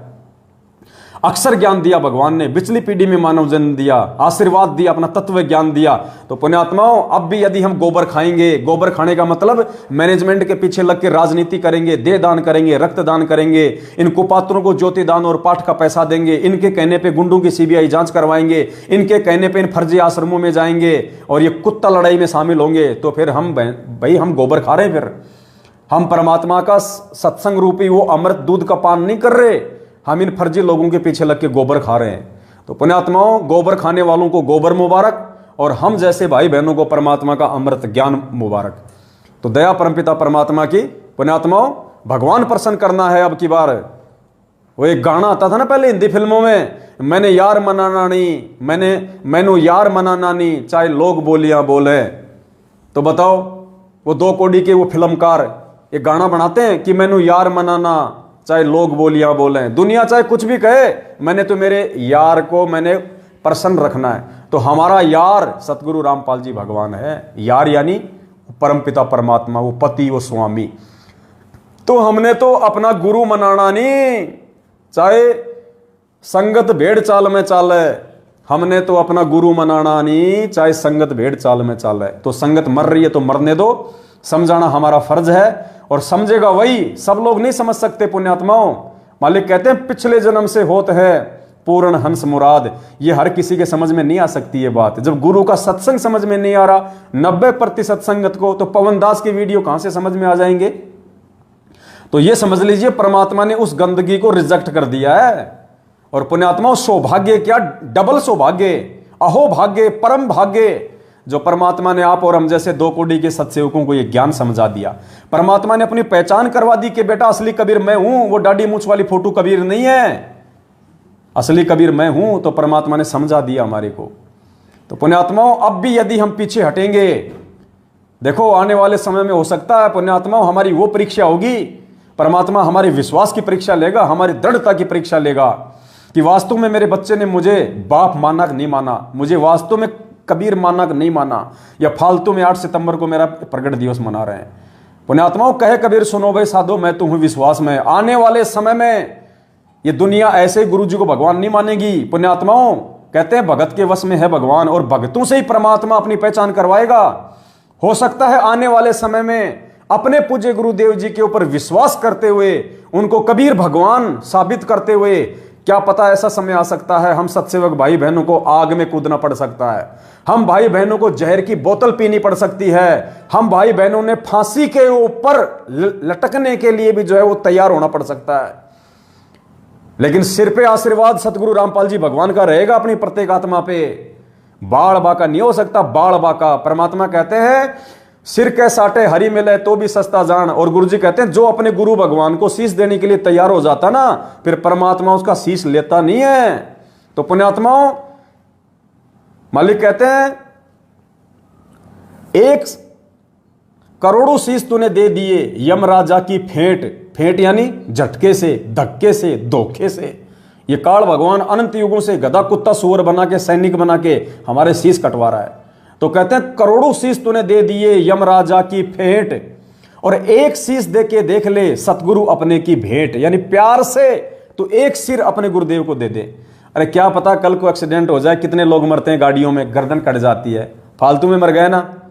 और जब वो समय आएगा गुरुजी कहेंगे बेटा कूद जा आग में, अरे गुरुदेव बोलने की जरूरत नहीं थी, मालिक आप तो इशारा कर देते कि बेटा जाओ। परमात्मा इतना ही काफी था हम नीचों के लिए, आपके कुत्तों के लिए केवल संकेत ही काफी था। पुण्यात्मा इतने दृढ़ रहना हमारे को, अगर भगवान कह दे बेटा ये सामने जहर की बोतल है पी जा, हमने पानी समझ के पी लेना है कि बस प्यास बुझ गई, जैसे मीरा ने पी लिया था। अरे जो मीरा के जहर को अमृत बना देगा, आज तो धरती पे प्रकट है साक्षात, अपने असली रूप में धरती पे प्रकट है। गुरु का वचन साध की संगत अजर अमर घर पावे, कहे कबीर सुनो रे गोरख हम सबको तत्व लखावे। तो पुण्यात्माओं साध संगतियों से दृढ़ हो जाओ, दृढ़। परमात्मा कहते हैं जय तू चाले 1 कदम मैं चालू कदम 60, जय तू हो जा काठ का मैं हो जाऊं लोहे की लाठ। भगवान मिला हमें, कोई छोटा मोटा संत नहीं मिला, पूर्ण परमात्मा मिल गया अब की बार। अहो भाग्य, लाखों साल तक ऋषि मुनि अपना शरीर गाड़ के मर गए तपस्या कर करके, काल ने भी दर्शन नहीं दिए, और यहां साक्षात परमात्मा आके खड़ा हो गया फ्री में। तो पुण्यात्माओं फ्री की लूट तो लूट लेनी चाहिए आदमी को। फ्री की लूट में कौन पीछे रहता है, जब भगवान वाली लूट पड़ी हो तो दृढ़। जिस दिन गुरु जी का संकेत हो जाए, या जिस दिन वो समय आ जाए हमारे गुरु जी पे कोई उंगली उठे और ऐसा कोई मैदान, कोई खेल का कोई मांड दे और कह दे कि आ जाओ, कौन कौन है जिनको अपने गुरुओं पे विश्वास है, दिखाओ यहां पे। पर सबसे पहले संत रामपाल जी भगवान के सत्सेवक आगे होने चाहिए। हाँ भाई आ गए हैं बंदी छोड़ पे विश्वास करके, बोलो जी क्या काम है बताओ, कूदो, ये कूदे, ये ले। दुनिया देखिए यार ये तो ऐसे कैसे निकल गए आगे से, इनका तो बाल भी पाकर नहीं हो रहा, इनका तो एक बाल भी नहीं जल रहा, और ये तो हंसते खेलते जा रहे हैं, इनको कोई टेंशन ही नहीं, ये इंसान है कोई दूसरे कोई प्लानेट से आए हुए प्राणी है। ऐसा होना चाहिए, डर नहीं होना बिल्कुल भी। आग क्या आग का बाप आ जाए सामने है, आग क्या आग का बाप आ जाए। अरे मुस्लिम धर्म में बहुत सारे ऐसे पैगंबर हुए, आपने सुलेमान का नाम सुना होगा। सुलेमान ऐसी परीक्षा थी उसकी आग में कूदने की, जलती हुई आग में कूदने की, वो पैगंबर था, आग में कूद गया अल्लाह पे विश्वास करके, परमात्मा पे विश्वास करके। जबकि आग उसको क्या कह रही थी, आग वो हवा, जब उसका आग में कूदने का समय आया ना तो हवा ने क्या कहा पता है, बोला तू मेरी शरण में आ जा, तू मेरी शरण में आ जा, मैं इस आग को अपनी तासीर से मैं इसको ठंडा कर दूंगी, तेरे को आंच भी नहीं आएगी। लेकिन सुलेमान ने कहा कि नहीं, मेरे अल्लाह का वचन है, मैं किसी और की शरण में नहीं आ सकता वरना मैं काफिर हो जाऊंगा। मैं दूसरे की शरण में जाने की सोच भी नहीं सकता। अगर मेरे अल्लाह का आदेश है, मेरे परमात्मा का आदेश है, तो मुझे मरना स्वीकार, मैं आग में कूदूंगा, लेकिन दूसरे की शरण ग्रहण नहीं करूंगा। तो पुण्यात्मा, इसलिए परमात्मा कहते हैं 100 वर्ष सतगुरु की पूजा, एक दिन आन उपासी, वो अपराधी आत्मा फिर पड़े काल की फांसी। और इसीलिए परमात्मा कहते हैं, मालिक का वचन है ना, कौन सा शब्द है भगत जी? लागी का मार्ग और है, कोई देखो सत्संग करके। देना कहाँ है? लागी का मार्ग और है, कोई देखो सत्संग करके। ये 6 महीने में बीजेपी, 6 महीने में कांग्रेस करने वाले, ये मैनेजमेंट के इशारे पे अपना खून निकलवाने वाले, ये क्या आगे में कूदेंगे पुण्यात्मा? ये क्या जहर पिएंगे उस समय? इनका आज इनका अपना परिवार ही संभलने में नहीं आ रहा। आपस में इतना राग द्वेष, ईर्ष्या, लड़ाई झगड़े, मियाँ बीबी के बच्चों के साथ में आए दिन अकाल मौत मर रहे हैं। कोरोना में मर गए हजारों की संख्या में। भगवान ने एक छोटी सी बीमारी से इनको नहीं बचाया। इनके सारनामी सतनामी लोग हजारों की संख्या में कोरोना से तड़प तड़प के मर गए। सोचो, उस पूर्ण परमात्मा ने जब इनको छोटी सी एक बीमारी से, कोरोना वायरस से नहीं बचाया, अब उस समय परमात्मा क्या रक्षा करेगा इनका? जब वो आपत्तियों का समय आएगा आने वाले समय में, उस समय परमात्मा अपनी विशेष आत्माओं की रक्षा करता है। और विशेष आत्मा वो होती है जो गुरु जी के वचन पे चलती है। तो गुरु जी के वचन पे ये सत्सेवक चले भाई। ये सत्सेवक मैनेजमेंट की गालियां खा खा के तेरे मुंह में मूत दूंगा, रंडी का बीज, तेरी छोरी को कोठे पे बैठा दूंगा। अभी आपको ऑडियो सुनाई है ना, देशराज वर्ल्ड कोऑर्डिनेटर की और संजीव हुड्डा उत्तर प्रदेश के स्टेट कोऑर्डिनेटर की। ये तो एक नमूने हैं दो, ये दो तो केवल एक नमूने हैं। ऐसी ऐसी तो दास के पास में सैकड़ों ऑडियो पड़ी हैं इनके बड़े बड़े महापुरुषों की मां बहन की गालियां निकालते हुए। ये तो खाली एक दो नमूने छोटे छोटे। तो चलो, शब्द फिर कभी परमात्मा दया बख्शेंगे, कभी साथ संगति में बैठेंगे, तब परमात्मा शब्द की दया करेंगे। आज के लिए केवल इतना ही। जाते जाते दास इतनी प्रार्थना करेगा, पुण्यात्माओं, ये सोशल मीडिया ही परमात्मा ने हमें एकमात्र वो माध्यम दिया है जिसके माध्यम से हम लाखों भाई बहनों तक ये वीडियो, ये संदेश, ये सच्चाई हम पहुंचा सकते हैं, जिसके माध्यम से परमात्मा के बच्चे मर्यादा में रह के परमात्मा की सत भक्ति कर सकते हैं, काल एजेंटों के झांसे में आने से वो बच सकते हैं। तो दास की प्रार्थना है, ये जो अपना फेसबुक का जो पेज है पवन दास इज लाइव, जब आप फेसबुक पे जाके सर्च करेंगे अंग्रेजी में पवन दास इज लाइव, तो दास का ये फेसबुक का पेज है। सभी भाई बहन इस पेज को फॉलो करें। अभी तक यदि किसी ने फॉलो नहीं किया है तो पेज को फॉलो कर लें, और फॉलो करने के साथ में उसको लाइक करें। और एक वो बेल आइकन है, एक वो घंटी का निशान है, उसको भी आप जी दबा दें। अगर किसी ने नहीं दबा रखा है तो उसको दबा दें, ताकि ज़्यादा से ज़्यादा जब भी दास लाइव आवे तो तुरंत आपके मोबाइल पे घंटी बज जाए, मैसेज आ जाए और आप जी लाइव तुरंत जुड़ सकें। और इस वीडियो को जाते जाते एक बार फिर से आपके जितने भी फेसबुक के ग्रुप हैं, व्हाट्सएप के ग्रुप हैं, या पर्सनली जितने भी भगत आपके संपर्क में हैं, सभी तक आप जी इस वीडियो को ज्यादा से ज्यादा एक बार शेयर कर दें पुण्यात्माओं। बाकी परमेश्वर की हम सब के ऊपर रजा है, बहुत छप्पर फाड़ मेहरबानी है। अगर मर्यादा में रहे हम और इसी प्रकार से चलते रहे परमेश्वर के वचन पे पुण्यात्माओं, ये हमारा लास्ट कलयुग है, अंतिम जन्म है हमारा ये। इसके बाद हमें इस पृथ्वी लोक पे झांकने की, हांडने की, गधे कुत्ते बनने की जरूरत नहीं है। बाकी लोग बनते रहेंगे, उनके अपने संस्कार। सत साहे बंदी छोड़, सतगुरु रामपाल जी भगवान की जय हो।